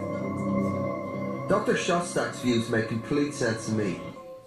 I wanted to ask the doctor, why do ordinary people like Bridget and Darren believe they've seen such extraordinary things? There's something about a conspiracy that I think is very empowering. If you, for example, think that we're being buzzed by alien spacecraft, and those pointy-headed, nerdy scientists down at the local university don't agree with you, you know something they don't know. Yes. And so there's something empowering about It's a cachet. Yeah, I think that's understandable. Dear me. No, wasn't that awful? Wasn't that terrible? That was absolutely appalling. Now, this was a clip from a TV show called BBC Conspiracy Road Trip, and now the individual who saw there was Seth Shostak, who's actually a colleague of Carl Sagan, and worked on the SETI project from the very, very beginning, and now does it today, as you heard. Now, the woman, the blonde-haired woman you saw he was talking to there, her name's Bridget Barclay, and she's actually a former erotic model who had a very successful career in that field, and she's well paid, as they are, and she risked her reputation to speak out about her encounters with UFOs, including her abduction experiences. Very, very brave lady indeed. And so it's very, very frustrating. I know her actually, she's become a good friend. It's very frustrating to see her being misrepresented and abused in that way. Now, I don't know if you noticed in the course of that particular discussion between Shostak and Bridget, they kept cutting away, didn't they? He kept like very short shots where she says something and he says no, and they keep cutting away to other faces. That's editing, that's selective editing, to try and misrepresent the conversation, because they want her to look like she's saying something she's not. Very, very crafty indeed. I was asked to take part in this series myself. They wrote to me and said, "Ben, do you want to be in this TV series?" I declined. Now I've got another very interesting video. Well, it's actually a series of clips spliced together of Carl Sagan talking about UFOs, and this is extremely revealing indeed.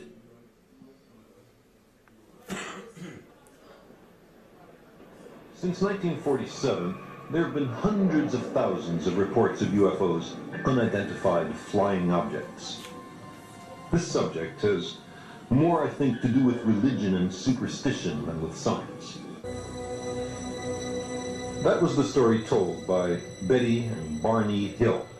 Virtually all scientists who've studied it are skeptical, but UFO enthusiasts think the Hill case is a classic example of a close encounter of the third kind.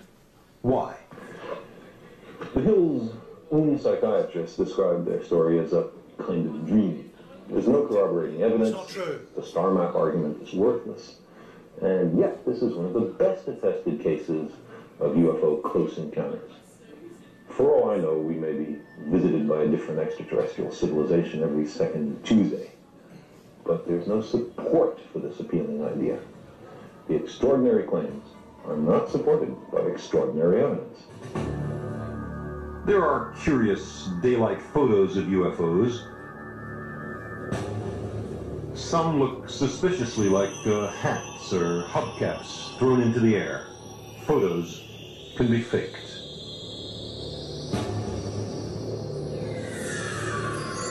More common are unidentified lights at night. They're often aircraft, but if we can't identify a light, that doesn't make it a spaceship. Most reports of unidentified flying objects turn out to be something else, like a refracted image of a bright planet or the re-entry of an artificial satellite. Some are psychological aberrations, some are hoaxes. Never is there any compelling physical evidence, a detailed close-up photograph of a strange spacecraft, or a small device of extraterrestrial manufacture, or a book written in alien hieroglyphics. Never. There are reports of such things, but never the things themselves. Since Cosmos was first released, interest in UFOs has persisted. It seems to me that there are fewer sightings of strange objects in the skies these days, and more stories about personal encounters with alleged extraterrestrials, like the account of Betty and Barney Hill that we dramatized. There are still people who claim to have been abducted by aliens, or even sexually abused, or even impregnated by them. Best-selling, purportedly serious books have been written about such claims. But the critical fact remains that all we have still is just anecdote. There are no close-up photographs, no artifacts, nothing that would convince a skeptic. All there are is stories. And stories just aren't good enough on a matter of this importance. I'm still waiting for hard evidence. There's not a single verified or checked out report which is at all connectable with the possibility of extraterrestrial life. If you would believe, as the flying saucer cultists would have us believe, that the majority of the saucer reports are due to visitations, then you have a very strange situation. That means several spaceships are coming to the Earth over interstellar distances every day, as if all the anthropologists in the world were to converge on one of the Andaman Islands in the Indian Ocean because they just invented the fishnet there or something. There he is. Carl Sagan. You know, sometimes I wish that James Bond bad guy sitting next to him had thrown him into a tank of sharks. I really do. Now, that was... how am I doing for time, by the way? Is anyone watching the clocks? No. What's the time? It's all right, I'm not doing it myself. 20:53. Oh, plenty of time, loads of time.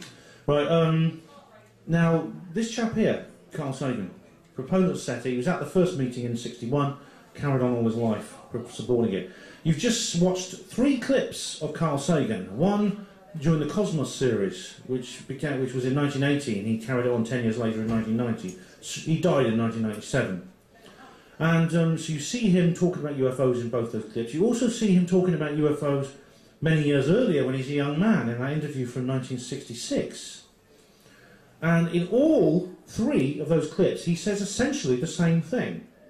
Throughout his entire career, he never once changed his position on the UFO issue. Now that, not even the tiniest little bit. Now that, to me, is a willful ignorance. You can't possibly be that mistaken. Why was he willful? Was he willfully ignorant in what way? I mean, several people say he's doing it as a disinformation. He's an agent, but then he may just simply be in denial. He may simply be closed-minded. I don't know, but you only have to. I mean, there's an awful lot to unpack there. I mean, you only have to do a brief bit of research to realise every word he said in those clips was false. Every single word. So that's a shame, that is. But that is an illustration of the SETI enthusiasts' contempt for UFOs. And this is Enrico Fermi. He was a famous physicist, but he also was actually a commentator on the SETI program. And he said some very interesting things. Now, what his point was that there are, you know, as I've just said, there's a huge universe out there, all kinds of radio noise, and there's all kinds of planets out there. I mean, you know, we know the number of stars is 100 million in our galaxy, 100 billion, sorry, in our galaxy. There's any number of planets. There's any number of galaxies in the universe. The universe is, what, so many billion years old. There's going to be more advanced more advanced civilizations than we are. Here we have an illustration of a much more advanced society compared to the Earth. This planet is older and the intelligent life will be more advanced. So the question is, where are they? This is what's known as the Great Silence, or Fermi's Paradox. What I just said is, with all the statistical certainty that there is intelligent life everywhere in the universe, the question is, why aren't they visiting us? Why have they never come here and reached the Earth and actually interacted with us? And the answer to the Fermi's Paradox, the solution to the Great Silence, is very, very simple indeed. They have. People all over the world report UFOs. They're as common as the aircraft that fly above our head. To quote Paul Hellyer, the Right Honourable Paul Hellyer MP, Minister of Defence for Canada. He wasn't some nutter who stands on a lonely hillside in Wellington boots with a camera pointed at the sky. No offence, Winkeech, there's a role for that. You know, he was someone who doesn't fit in with a normal UFO cultist, as Carl Sagan calls us, psychological profile. Yet he knows that UFOs are real. This is indisputable that these things are real. I mean, I don't really need to go into detail. You yourselves, as part of this group, know that because you know about the details, you know about the studies. Some of these are extraterrestrial craft. They contain non-human beings. They come from another world and they're interacting with humans. They have a presence here on the Earth.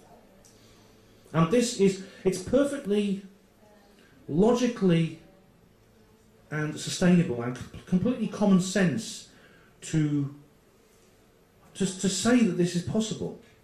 Based on what I said earlier about our own designs for starships, we could build a craft that could go to the stars now ourselves after just a century of flight. Alien creatures millions of years in the future will have far more sophisticated starships even than that. So it's perfectly reasonable to suggest that they have come here. Perfectly reasonable. So on theoretical grounds, there's absolutely no reason why these things should not be aliens visiting us. Why they're not landing on the White House lawn and saying hello, I don't know. You have to ask them. That's their psychology that's at work there. But to deny that they exist because they're not behaving the way we want them to is, I think, anti-intellectual. And this is where SETI goes wrong. You hear it all the time. You hear it from Sagan just now. That's Shostak. You hear it from other people. You hear it from Frank Drake himself. You hear it from Jill Tarter. You hear it from Ken Clark. You hear all these people are against the idea of UFOs. It is a bizarre paradox. Right then. Is Matthew Williams around? No, he's not. Oh dear, I wanted to trigger him. This here is a crop circle. I mean, I know it's, for some reason these are always called circles rather than what their shape is. And this is an amazing design. It appeared in 2002 in a field at Chilbolton in Hampshire. And it's a really beautiful image here. This is like a dot matrix picture, just like the old-fashioned newspapers used to be. And as you can see quite clearly, it's a human face staring up at you. It looks almost three-dimensional. It's like amazing. It's almost like it has a depth to it. It's an incredible image. Now, I know some of these are made by guys with planks. And I mean, when I did this presentation at Holmfirth, someone actually approached me afterwards and said, Ben, look, these are made, I know who made these. I know the guys who made these. They're made with planks, and the team that made it, I'm familiar with them. It would be more accurate to say he knows who actually owned up to making these. But you'll find with some of these crop circles that two or more different teams will own up and claim they made the same circle. So it's possible not one of them can't be correct. Either one of them or both of them are wrong. So I'm open to the idea that these were made by guys with planks. But what if they weren't? Because this appeared at this field, and then next to it, a few nights later, this appeared. You can see them both together there, just a short distance away. You see that particular image. Now, does that look familiar? Does that look familiar to you? Because you've seen this before, haven't you? It's the Arecibo message in a crop circle in a field, isn't it? Or is it? Take a closer look. It's a little bit different, isn't it? Now that there again, you get the binary, that's the binary key. Now the DNA molecule is slightly different. It's not the same as the DNA of Earth. Now all living creatures on Earth can have the same basic DNA. Everything from the fruit fly to the African elephant. Exactly the same. Yet this is a different kind of DNA, isn't it? Well, you can't see it. I don't know. I mean, but this has been analysed and it's shown to be a very different form of molecule to what we know of as DNA. And look at the creature, the graphic of the creature. Remember, it was a human, wasn't it? A basic outline in low resolution binary code of a human figure. Look at that. That's not a human. It's a big head, large eyes. It looks like a grey alien, doesn't it? That's how big they are. That's how many of them there are. And look at this. This is a representation of a star system. There's the sun and there's some planets there. And look, these planets are all raised up, indicating these creatures live on all these planets. And look, these 4 in a row, that might represent the moons of a gas giant, for example. That figure there is not interpretable, although a crop circle actually appeared nearby sometime later, which looked like that. That is unknown, what's at the bottom there. But imagine, so this is almost as if the extraterrestrials actually, we sent them supposing this wasn't made by guys with planks, we sent them the Arecibo message and they thought, we're not going to wait 50,000 years to reply to you, we're going to do it now. And then they made this image. Incredible, isn't it? Now this actually appeared in the same field a couple of years later, and I think it was actually the following year. This is an amazing image. This is one of the most incredible crop circles I've ever seen. Now you have here a dot matrix image of what looks like a grey alien. It looks like that, doesn't it? It's a more detailed image of that. Now that's actually there's actually a message encoded into that, which is very, very interesting indeed. But isn't that amazing? I mean, just imagine that these were real replies from real extraterrestrials. It's possible. It really is possible. Unless it was guys with planks who did it. If so, they're very, very good indeed. Now, what's interesting about this particular case is that all of those crop circles I've just shown you appeared in a field next door to this. This is the Chilbolton Radio Observatory in Hampshire. See that big antenna there? And this is one of the major centres for SETI research.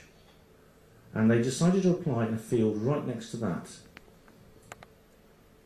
Now then, this chap is called Terence Mckenna. Now, are you familiar with this? How many of you know about this chap? Oh, if someone does. Now, he's a very interesting guy. I could go into a lot of details about this man. A brilliant writer, brilliant orator, just listen to his speeches on YouTube. He was very interested in spiritual development, psychedelics, things like that, and reaching the God within. Now, he was a very vocal critic of SETI. He actually said that SETI was rather like pointing a radio telescope up at the sky and expecting to see a good Italian restaurant. Now, that is a slight exaggeration, but I know what he means. I know what his point is. And that's where we come to the missing factor of the Drake equation, FM. It's not just about intelligent life. It's not just about life that develops technology to communicate. It's about life that is intelligent, develops that technology, and then has the mindset to do it. It actually occurs to it within its psychology to try and do what we are doing, contacting other beings by pointing telescopes up at the sky. We assume they're going to do that because we're assuming they're thinking like us. We assume they have the same psychology, but isn't that a rather prodigal assumption to make? We have trouble communicating with other species on our planet. I mean, if you've got a dog, I mean, dogs are interesting because there is a limited amount of interspecies communication with dogs. For example, if your dog is hungry, he'll let you know. If a stranger comes to the house he doesn't like, he'll let you know. If he wants to go out for a walk, he'll let you know. But if anyone has had a dog, I'm sure this has happened to you, the dog will suddenly start growling or barking at thin air, or doing something else which just, you think to yourself, well, why is he doing that? And he knows he's a dog, but we don't because we're not dogs. There's many, many things that we do which a dog couldn't possibly comprehend. So it's possible that we are in a situation with SETI, this has to be taken into account, where we're dealing with a psychology which is so different. Remember, it's possible, well, it's not possible, it's actually certain that we're dealing with creatures that have evolved from the very earliest, tiniest microbes, the primeval slime which Miller and Urey created in their experiment, right up to complex multicellular organisms. And they've taken a completely different path from us in a completely different habitat. We don't even know if they've got brains they think with. They may think with something else. They may have some other kind of organ that they think with. We don't know what it's like to be one of these aliens unless we actually are one. And so this was Terence McKenna's point. And indeed, I believe in ufology, we're already encountering that very obstacle, because people who had abduction contact experiences often have found that the aliens, the extraterrestrials, behave in very, very unusual ways, very spurious and incomprehensible and bizarre types of behaviour they exhibit, which indicates that this is already apparent, that we're dealing with creatures that just don't think the way we think. We don't know, it's not just about levels of intelligence, it's about differences in mindset. And this is the point that McKenna was trying to make, and he was absolutely right. Now, remember at the beginning I showed you there's a hidden message in this image. Do you spot it? It's a hard one actually. It's obvious, it's so obvious it's hard. We have here a row of radio telescope antenna. This was actually the Kargy-Jansky Very Large Array. And they are pointed up at the sky, searching for a signal from millions of light years away in space, because there's something out there. But all this time, one of them is hovering right above them. But the telescopes are pointing the other way, they're ignoring it. And this is a virtual portrait of this paradox, of this bizarre, contradictory mistake that SETI has made in their rejection of ufology. We've got to go there, haven't we? We have to, yeah, this is the bit you've all been waiting for. Could there be a cover-up? Maybe we have actually picked up a signal from another planet out there. SETI has actually detected something. But guess what? The government are covering it up. The government aren't telling us. They want to keep it a secret from us. And to be honest, it's quite rational and quite reasonable to anticipate that on theoretical grounds, you know. It really is. Because the government have covered up the presence of extraterrestrial life in the form of their involvement with ufology and their suppression of ufological evidence. Things such as Roswell, the Roswell incident, where there was definitive physical evidence of extraterrestrial intelligence left in the middle of the desert of New Mexico. And this wreckage was salvaged secretly by the government, and they sealed off the area. They put out fake stories about weather balloons, and they said, well, nothing happened here, move along. And that's a stance that they maintain to this day. And Roswell is actually just one of many, many of these examples. There was one near Nottingham, actually, in 1987. I'm going to be talking about that in Swansea next week. There's many, many others all over the world. So we can anticipate that a cover-up on theoretical grounds is perfectly reasonable. This is the emblem of the Brookings Institute. Now, have you heard of this organisation, anyone? It is a think tank. It's a political think tank. Now, in 1959, at the very dawn of the space age, just after the Sputnik launch, before Yuri Gagarin had even gone into space, they released a report all about space exploration. They released it and they advised NASA and other space agencies on their policy. And one of the things they said was that if they encountered extraterrestrial intelligence, even remains of extraterrestrial intelligence that existed long in the past, that it might not be a good idea to shout it from the rooftops. They didn't specifically advise a cover-up. They didn't actually say it in as many words, but they did hint that there might be a few iffy issues relating to, say, political structures, the church, people's attitude to various things, the Cold War and stuff like that. They did say that there would be issues connected to that, which may mean that the space agency did have a motive to cover up, which means that the government would have a motive to cover up the situation with SETI. And here, I won't go into detail on this, but this is a good example of exactly the kind of thing the Brookings report actually mentioned. This is a photograph taken by the Viking orbiter in 1976, and you see here the face on Mars. There's various other structures here. This is on Mars. NASA say these are just natural objects. There's distinct evidence to suggest these are not natural objects. And it's exactly what we expect NASA to say if they followed the advice of the Brookings Institute. And believe it or not, there are protocols for ET detection. So, have I got these slides in the right order? Oh yes, I have got them in the right order. So, if there's going to be some cover-up, there has to be some kind of interception of this process. Now, if SETI, the SETI Institute has decided on negotiated a series of code of conduct and policy with the political structures. One of the things they said is that if any individual within the SETI movement detects a signal, they have to keep it quiet until they verify the evidence. They have to inform all other observers in the SETI movement network for confirmation of this signal, and then, and only then, can they inform an organisation with the most, it's got the most incredible name, the Central Bureau for Astronomical Telegrams. Isn't that wonderful? This is part of the International Astronomical Union, which is connected to SETI. And then they, only then and only then can they disseminate the information through scientific channels to the media and peer review. And the final point of the protocol says that there should be no response. You should not respond to any signal you pick up until it's been talked about with your peers. So if they say, we come in peace, you can't ask them, all right then, or take me to your leader. You know, you can't actually, you shouldn't respond to them until you've talked over with your buddies within the movement and decided what kind of controlled response you want to make to this particular structure. So if there's going to be a cover-up of SETI, that has to be intercepted. But it's actually far more complicated than that.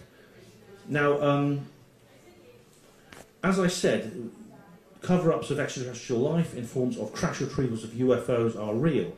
However, there's a great deal of difference between, say, a flying saucer crashing to the Earth's surface and the government saying, oh, we found a UFO, or admitting that there was a Roswell incident was real. Yes, that's right. 70 years ago, a spacecraft crashed to the Earth's surface. We secretly salvaged it away so you couldn't see it. We lied to you for 70 years about it. All this time we back-engineered their propulsion system and power plant. When we gained technology which could solve poverty, environmental destruction. We forgot to tell you, sorry. There's a great deal of difference between that and saying, oh, we picked up a signal from 20 million light years away from a distant star. It looks like there's intelligent life out there. Those two statements have very, very different political implications. The first one is far more serious than the second. The second doesn't involve any government culpability. There's no real, rather than a cultural and psychological change, there's no immediate, it has no immediate effect on human society. The first one does enormously. So there's a great deal of difference between what you would call disclosure in the ufological sense and SETI, the SETI probe. So the government, would the government have a motive to cover up a signal from SETI? A signal in the SETI sense, and that is a signal from another planet a great, great distance away from Earth. Would they really want to cover it up? Or would they bother covering it up? But I think that's academic, because we've got to ask the question, could they? Now these are just a few of the telescopes we have in the world. The number of observatories of various kinds, I don't know, is it hundreds or thousands? All over the world. They've even got one at the South Pole. They're everywhere. And tens of thousands of scientists, hundreds of thousands of scientists, astronomers, work at these observatories and work within the academic institutions and scientific research centres on astronomy. Okay, there's a huge number of people all over the world involved in SETI, involved or have some interest or some connection to the search for extraterrestrial intelligence. If you want, and because of the lines of communication and the way the networks works across the world, there are just so many here. You have to ask the question, if the government wanted to cover it up, could they? I would say the answer is no. Astronomy is also one of the most popular hobbies in the world. There are millions, literally millions of amateur astronomers in every country who are also involved in SETI, and also because of the internet now have access to direct data feeds from SETI.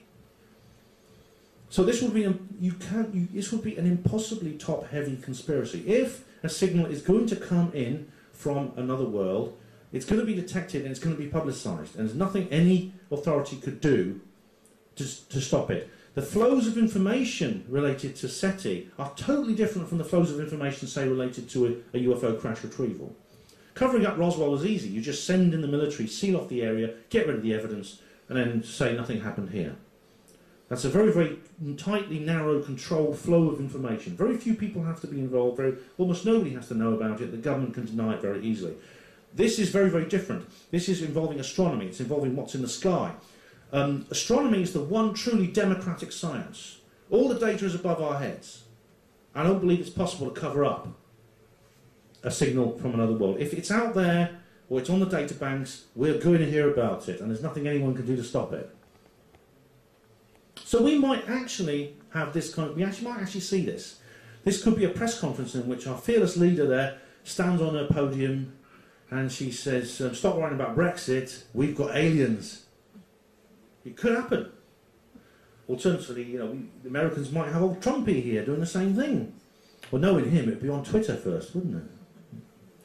We have found evidence that there are aliens up there. We are not alone in the universe. It's definitely, wouldn't it? Now, this is one meme I hope will go viral very soon. I was talking about pop scientists earlier, wasn't I? And I say how they vary so much in quality. This is one of the ones which, well, Carl Sagan, for all his faults, leaves this guy trailing in his wake. This is Professor Brian Cox. We have this chap on record several times saying quite distinctly that he feels an awful lot of contempt for people like us. I mean, I don't know if his views on SETI specifically, but I know that in terms of ufology, he's very, very dismissive. Now, you may wonder why I'm bringing this up, because SETI is not the same thing as ufology. But you see, the thing about it is, I believe that ufology will have a knock-on effect. The SETI will have a knock-on effect on ufology. Now, this guy will probably retire to avoid eating the massive slice of humble pie he has to consume if we have UFO disclosure. But in terms of SETI, it could be almost as bad, despite his differing views. Because, of course, as I've just explained, the announcement that there are aliens on some distant light years, some distant star, 1,000 light years away, is different from saying there are aliens here, they're on Earth, they fly around in craft, and they take people from their beds and they mutilate cattle and things like that. The two situations are very different. However, I believe that the success of SETI, the inevitable success of SETI, could have a knock-on effect on ufology, a positive knock-on effect, because it will improve. I think it will improve our profile, despite this gulf between ourselves and SETI, despite the very, very derogatory attitude they have towards us, which you've seen in those clips, which I've talked about. The general public will not see it the same way. The general public will look at the success of SETI, it'll turn their eyes skyward, it'll turn their minds skyward.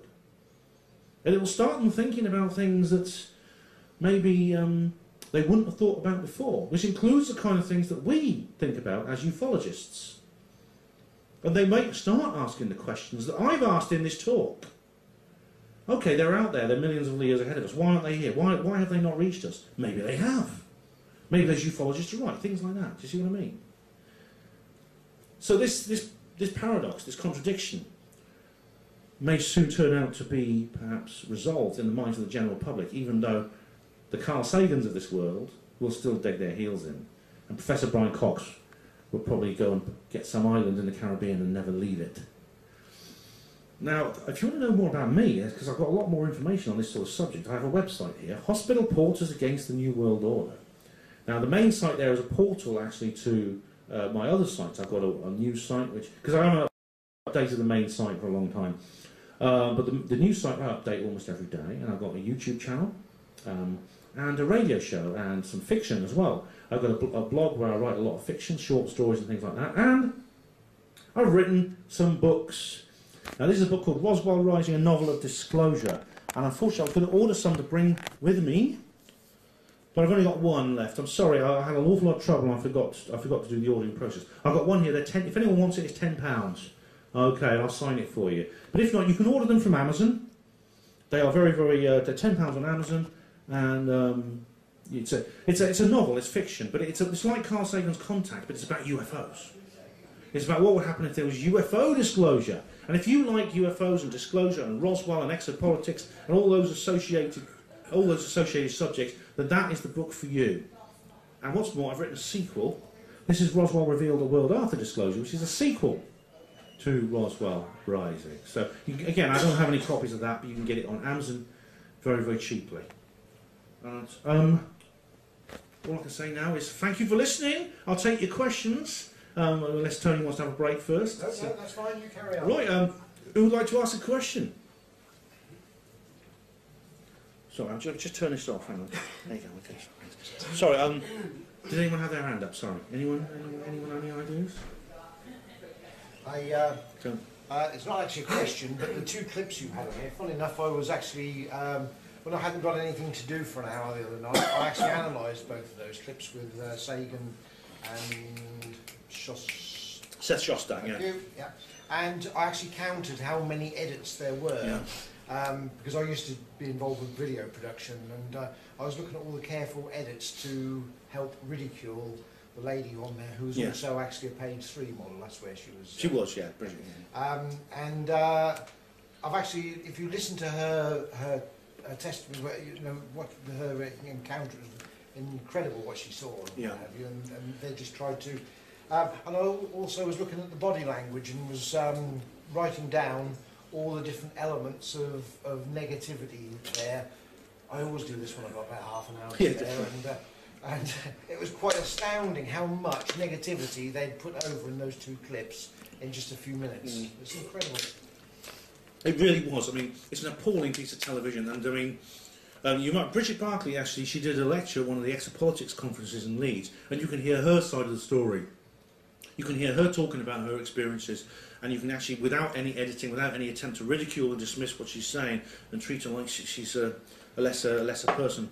And this is what they do to all people. This is that particular program was so dire that I was very, very relieved that I opted not to take part in it when they asked me. There's a limit on how bad a TV program can be by accident. There really is. There's absolutely no doubt, Tony, that was a piece of propaganda.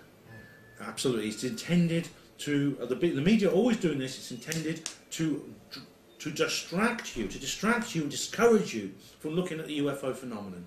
The only thing missing was X-Files music or some spacey sounds. Yeah. That was the only thing. Oh God, yeah, they do, don't they? Yeah. Definitely, that's true, Tony. Yeah. Have you seen her actually on some? I can't remember where it was. Some conference where she had Nick Pope helping her along with the conference. Yes, and I do. She does get on all right with Nick Pope, and well, she's that's fair enough. I mean, I don't think I would actually trust Nick Pope as my assistant in that sort of situation, but it's up to her. She's a grown woman. She can make her own choices.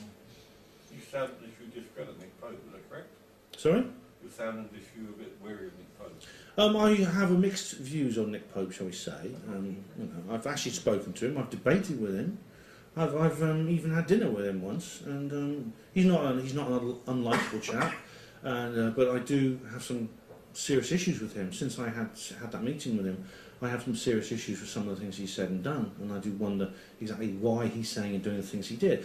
He has a profile very similar to several other people who have confessed to being a disinformation agent, specifically Richard Doty of the Air Force Office of Special Investigation in the United States. So I do wonder, I do think we should be wary of him. Okay. Madam? With the whole To the Stars Academy From DeLong, yeah. and all that, I was watching something on Facebook the other day where people were saying that they're actually faking it. Right, yeah. What is your view on that? Well, Tom DeLong, I think, is a sincere chap. I know because he has he runs a bookshop, and I know someone who lives very near the bookshop, and they went to have a look at it. And this was before he was famous for his UFOs. This is when he was still just a rock star, and when he was doing his band. And it's full of all the books that, you know, we probably have my book in there. That wouldn't surprise me. You know, Timothy Good and other authors like that. Books on UFOs, paranormal stuff, conspiracy theories, etc. So he seems like a sincere chap. However, I've had a look through what he's doing, and he is. Some of the people within his group, within his core group of activists within this organisation, if you look at his videos, the interviews he's had with them, there's some very interesting names there. One of them is in particular springs to mind is Hal Puthoff. Hal Puthoff is a former, I say former in quotes, CIA psychologist who was involved, I believe, in recruiting Uri Geller as a remote viewer. Now, Uri Geller has actually confessed to being a spy, a secret agent for the CIA and Mossad. He confessed twice. He confessed once to a journalist called John Ronson. He said you mustn't repeat it, but that's what I said. And later on, he made a full open confession on TV. So I'm very, very dubious about the To the Stars Academy. To be honest, I mean, I get the feeling it's a bit like Stephen Greer Part 2, as Andrew Johnson has said. It's almost like a rehash of things that Greer came out with during the 5 years where he was actually original before he just started repeating himself. So, kind of like a false flag thing, and I think that, as you said about the whole, oh, there's a signal in the sky, or this and that, and they've just discovered it, but they're not saying they faked Roswell or whatever, but it's easier to bring it in like that. So perhaps it's being faked because they want to bring it in slowly and drip feed people, rather than going, da-da-da, they've been here thousands of years. Well, it could be. I mean, I'm sort of split between this idea of willing disclosure and it's not possible. There's part of me that says no, it could not possibly. The political structures of this world do not have the capacity to deal with a revelation of this magnitude. People go crazy over expenses scandals, for goodness sake. But and when you consider the implications of the secrecy of the truth embargo, as Stephen Bassett calls it, to do with UFOs, it's not just, as I said, it's not just that there's aliens out there and they're down here with us, but the fact that the government have kept it from us for so long at such enormous cost. I don't think there's any spin doctor that could actually rescue any politician in the world from that. You know, but but on the other hand, I mean, there's a part of me that thinks, what if? When I listen to Bassett talking in particular, I feel hopeful. I think, well, maybe it is, maybe it could be done. And then I hear DeLong, and it adds to that feeling. So I'm kind of in two minds. However, I'm dubious. You know what I mean? Yeah. Grant Cameron's coming to this country in a few weeks' time. Is he? I've got to see him. Yeah. And I just wondered what your opinion was of him. He's a great guy. He's a very, very sincere and dedicated ex-politician. He's very much. I hold him in much higher esteem actually than I do Greer. Greer, I think, as I said, he's jumped the shark, and now he's just a big. It seems to be just some big industries involved in. There's also with Greer, there's a lot of question marks over this free energy seed project he's got, about the fact that you have to sign all kinds of disclaimers and documents before you even deal with him is very, very dubious. Grant Cameron is just simply straightforward. He organised a citizen hearing on ET disclosure, which is really good. He's very similar to Stephen Bassett. I think he's sincere and I think he's genuine, and I really can't wait to meet him. Well, he's going to be in Watford, I think, isn't he? Yes, he is. I'm looking forward to that enormously. Yeah. Really That's what you're going to, I think, isn't it? Yeah. Oh, great! I'll see you there. Yeah. Okay. That's going to be a good one. It really is. But he seems to have an in with lots of people who are supposedly in the know. Do you think that's for real? Do you think he's genuine with that? Well, he may well be genuinely. I think he's genuinely in touch with these people who consider themselves insiders. But that can mean one thing or another. It could mean that these are genuine insiders who genuinely want a controlled disclosure process to begin, and they've chosen Tom DeLonge, or they've chosen Grant Cameron or someone else to be the guy to spearhead that, because they like him and they think he's got the right kind of material. On the other hand, they could be people who are deliberately trying to avoid that sort of thing, and they are massaging the ego of the first mug who comes along, who's willing to accept it and has the kind of personality that will allow them to accept it, in order to derail the process and distract and lead it down a blind alley. So it could be either one of these things. Any other questions? Sir? With Roscosmos coming out recently saying that they found molecular bacterial life on the ISS, do you feel that that is confirmation, or are we on the verge of confirmation? And how about full-on disclosure? Well, that's very interesting. Interesting that the ISS is about to be privatised, which is very interesting. I'm sure Elon Musk will probably put in a bid for it.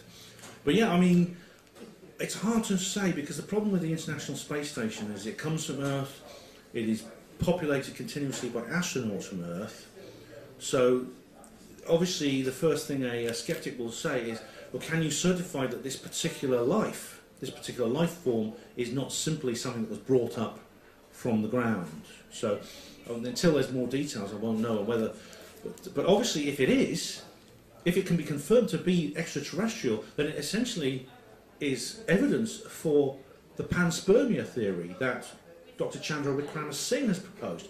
Basically, that a lot of space is full of life. So if space is full of life, then obviously it means that life must be everywhere on planets as well, and we can expect to find as much abundant, complex organisms within the universe as we'd find in a rainforest. So you're right, it could actually be a step towards that kind of confirmation. Yeah, so I'm very interested to find out more about this.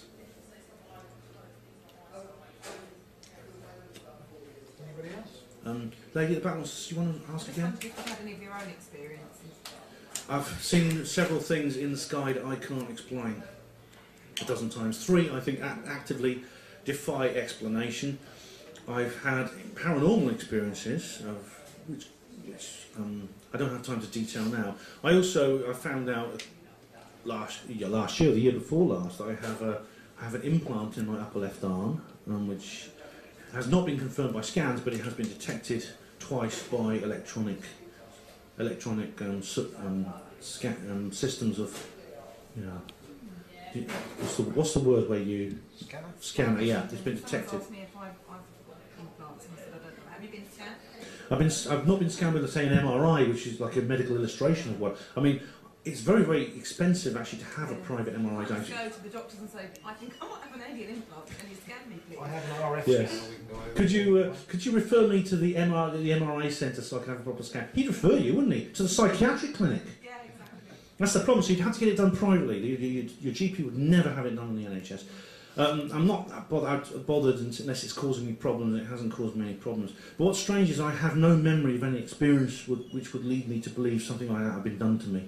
So it's a big mystery how I got there. And but you're not supposed to. You don't remember these things anyway. Yeah, I mean, someone has suggested I have hypnotic regression. That's a very serious matter, and I'm.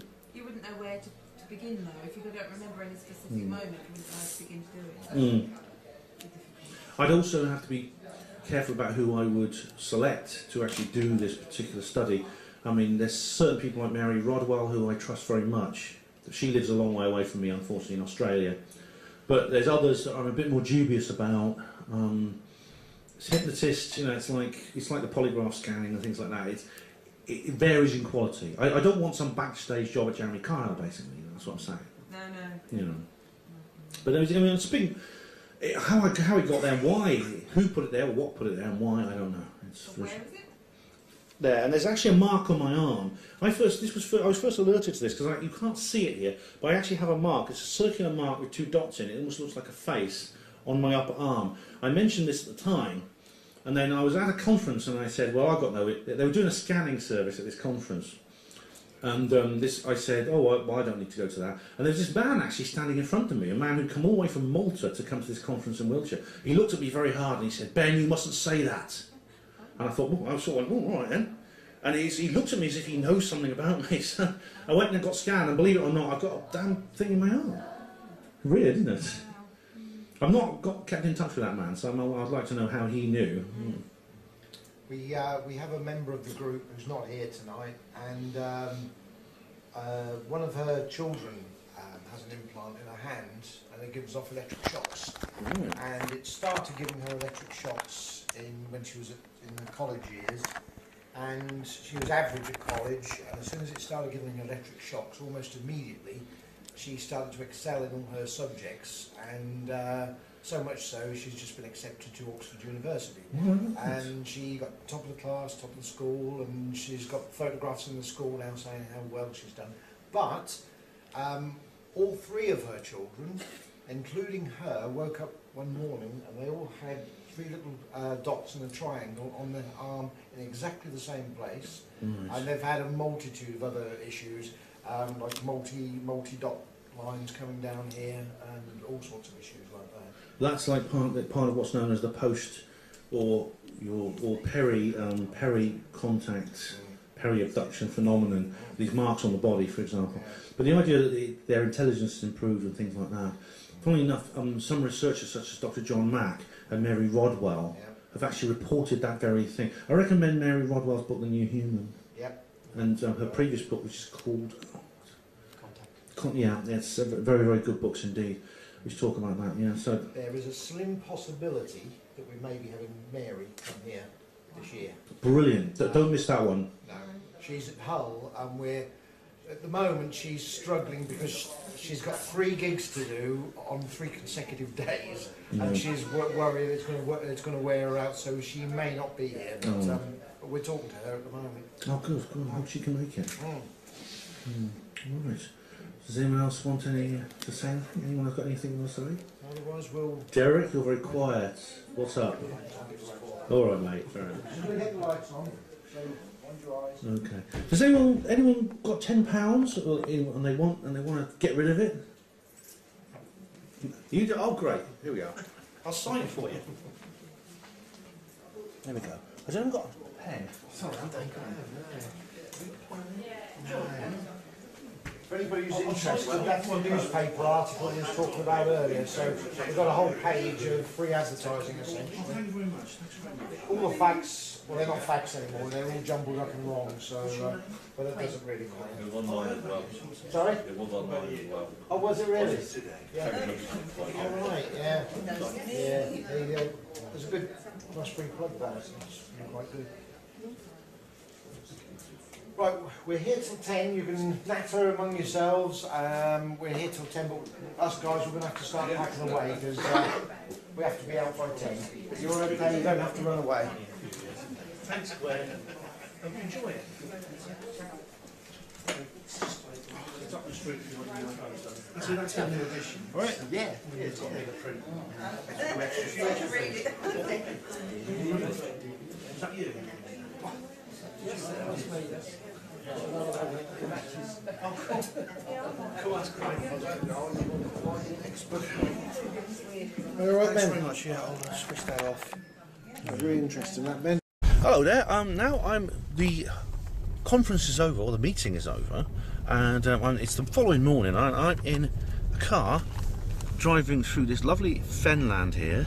There's a lovely flat country there. And I'm here with Tony Buckingham. Hi, Tony. Hello, good morning. Good morning. Now we are having a look around, and Tony's going to show us a little bit of the local area before I go home. And Tony, are you the director or chairman of the East Anglia UFO group? What's your official title, sir? Well, I don't really know. I've never thought of it really, but the leader, I think I've been promoted as in the past. The leader of the UFO, yes. The East Anglia UFO group. Yeah, that's right. That's where the meeting of which I've just done that speech you've just seen. But this is, where are we? Are we in Suffolk, is this, or Cambridgeshire? No, it's the most northern village, this part of Cambridgeshire. It's a village called Littleport. Littleport, right. Which is 5 miles north of Ely. Oh, lovely. Oh, beautiful. It's a lovely little place, actually, this. And obviously the weather is not terribly good. In fact, it's not stopped raining since I first set foot here. But, yeah, it's still a lovely area. As you can see, some lovely old houses, and it's really, really nice. So Tony and I, we're going to have a little look around before I go home, and Tony's going to show us a bit of, along with the UFO issue, he's going to show us little bits about local history. Okay, what was that about Littleport? The Littleport claim to fame is the Littleport riots, which happened in, I think it was 1817. They were bread riots. There were riots all over the country at the time.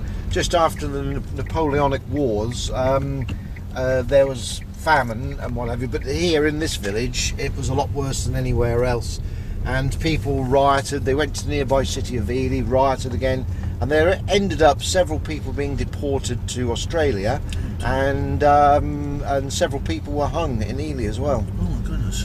Just over bread, basically.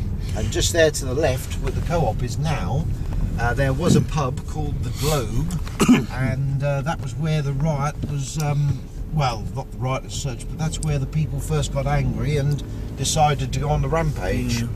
Well, it wouldn't be the first time, Tony, that a nation's wartime ambitions of the state have taken precedence over the welfare of the people at home, and we've seen that in our own time. And obviously, during the Napoleonic War, we know I've heard of things such as a lot of the deforestation of Britain took place during that because they were cutting wood down to build ships and to build longbows and things like that, and all because if they wanted to fight some little short French guy, which is a bit weird. But that's the Illuminati for you. That's what they do. And so that's an interesting piece of history. Thanks, Tony. Thanks, Tony. As you can see, it's very foggy here. In fact, you can't see more than like a couple of 100 feet. Like it's raining. It's pretty grim. So, I mean, it's possible you might not actually be able to see the top of the spire of the cathedral, because we're going to go and see Ely Cathedral. But is this? We're now quite high up, aren't we? Because the fens are very low. Some of it's below sea level. Yes. So it's actually. It reminds me actually of the Netherlands, where my mum comes from, because my mum came from Limburg in the Netherlands. Laat ik in Nederlands spreken. Ja, ik kan een beetje Nederlands.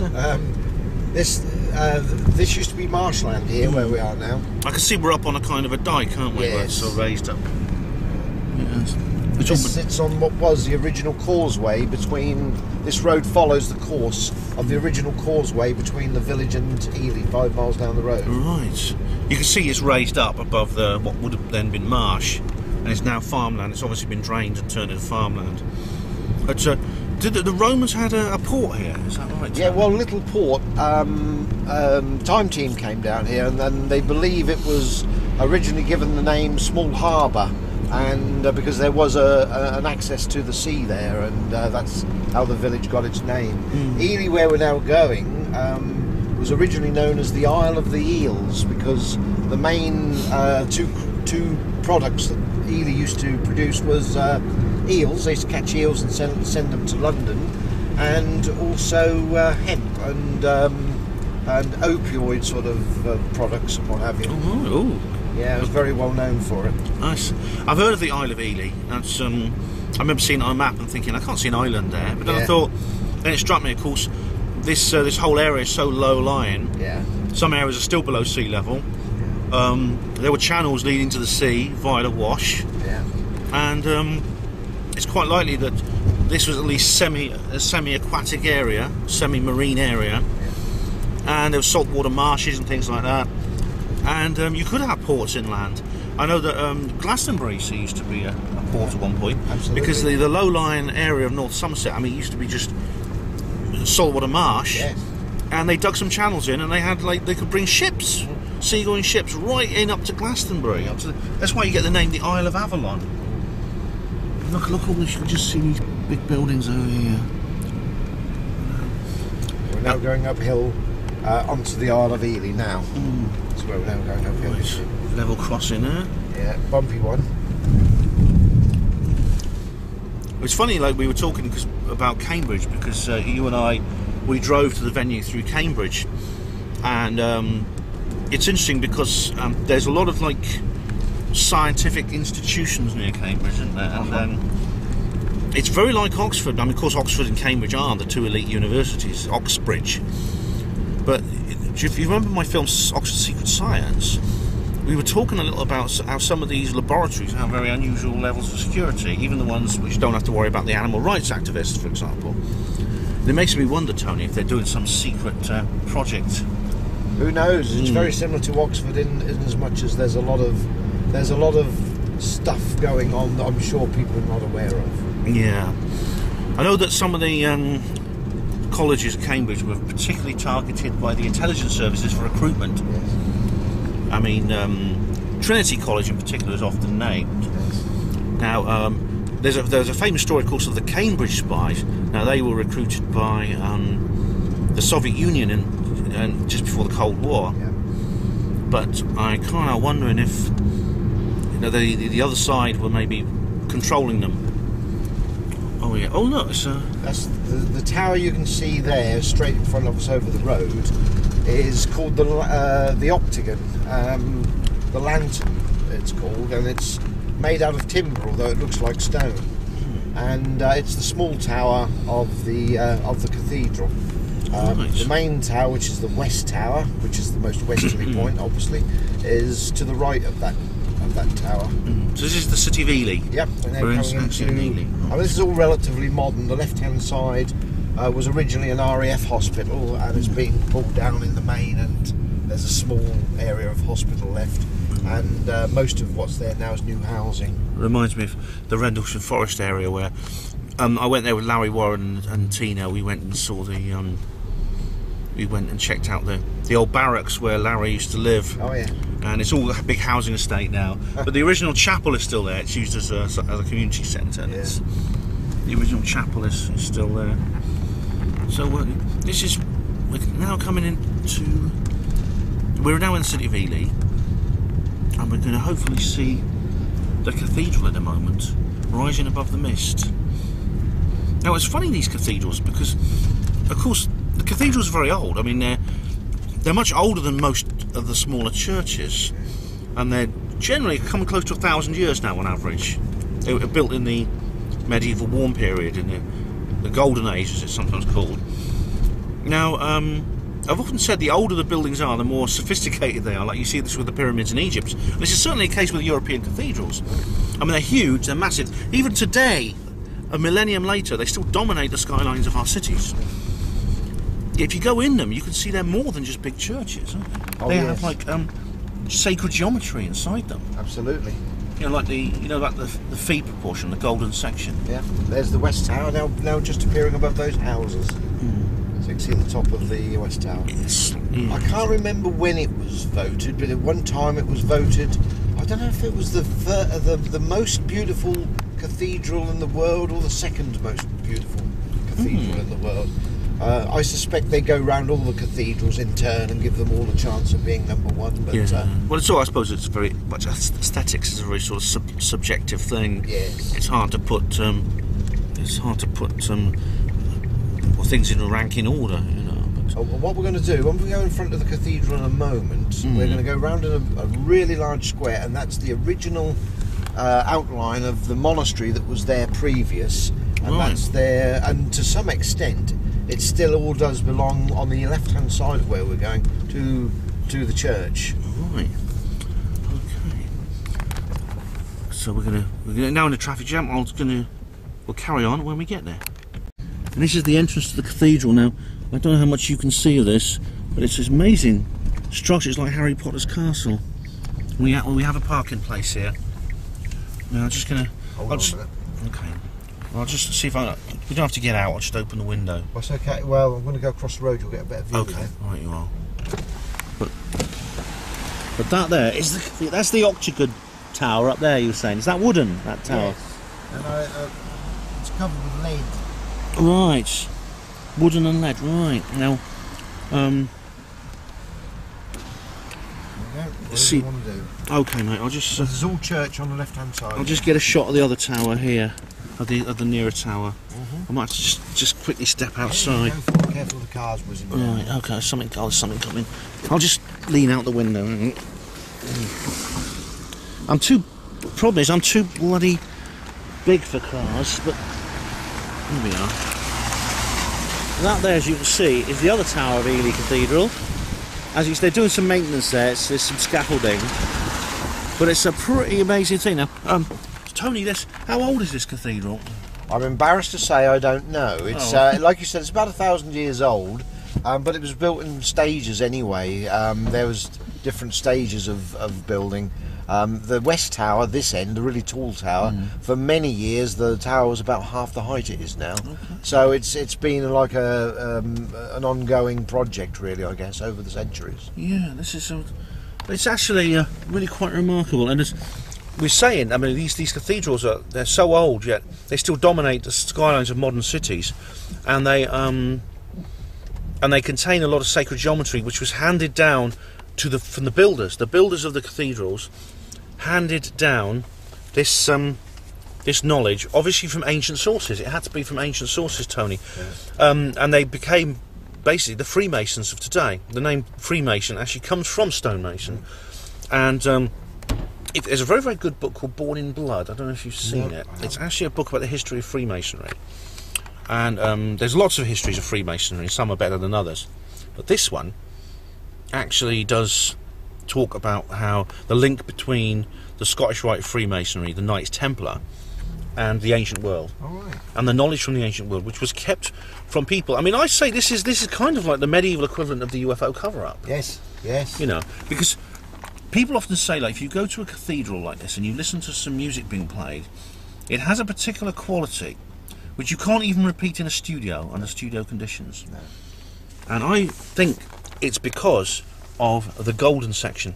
It's to do with this sacred geometry, the phi proportions, which you find all through nature. You know, it's the proportion between the ratio between the size of the joints on my finger, for example, are the golden section. But you see the same thing in spiral galaxies across the universe, like the ones I was talking about last night. Yes. So it's everywhere in nature, and this is why I think this music has a particular quality to it. I recommend The Secret Teachings of All the Ages by Manly P. Hall as well. That's a very good book. Good. It's by a Freemason. So that's great. It's well, thanks for showing us that, Tony. You're welcome. Much appreciated. Thank you. All the buildings to the left and the right of the King's School. So these are dormitories here on the left. Are these still schools? These are still schools? Yeah, they're dormitories, Boarding most schools. of those. Oh, And, right. You see how old this is? Oh my goodness. Is it a boys' school? It used to be when I was a youngster, but it's a mixed school now. You hear some awful things about what happens to boys at boarding schools. I mean, I feel sorry for these kids. You know, if you ever see, there's several films such as, there's that film with Colin Firth. I can't remember what it's called. Looking then, yeah.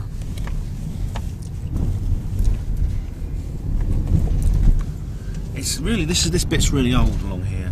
Yeah, it changes in a moment to some new houses.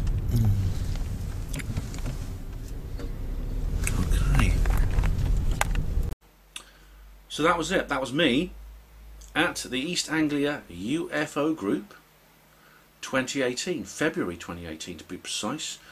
Keep a lookout for Panwo Voice, because I've got plenty of other events coming up. In fact, next week, so the 27th, if you're watching this before the 27th of February, get yourself to Swansea, because I'm speaking at the Swansea UFO Network as well. I'm speaking at the Weird Weekend North on sometime in April. I'm speaking at Probe next month in March, and I'm speaking at the Weird Weekend North in April at some point. Check out Panama Voice. Sorry, I didn't have the details to hand, but I'm also speaking, of course, at Dreaming Sources, 12th and 13th of May this year. Check out the trailer on this channel. That's Dreaming Sources. That's one I'm organising in Oxford. Check that out. I'm also appearing at the Rendlesham Forest event in August, and probably many, many more things. I have to do one of these events videos, I think, so everyone knows what I'm up to.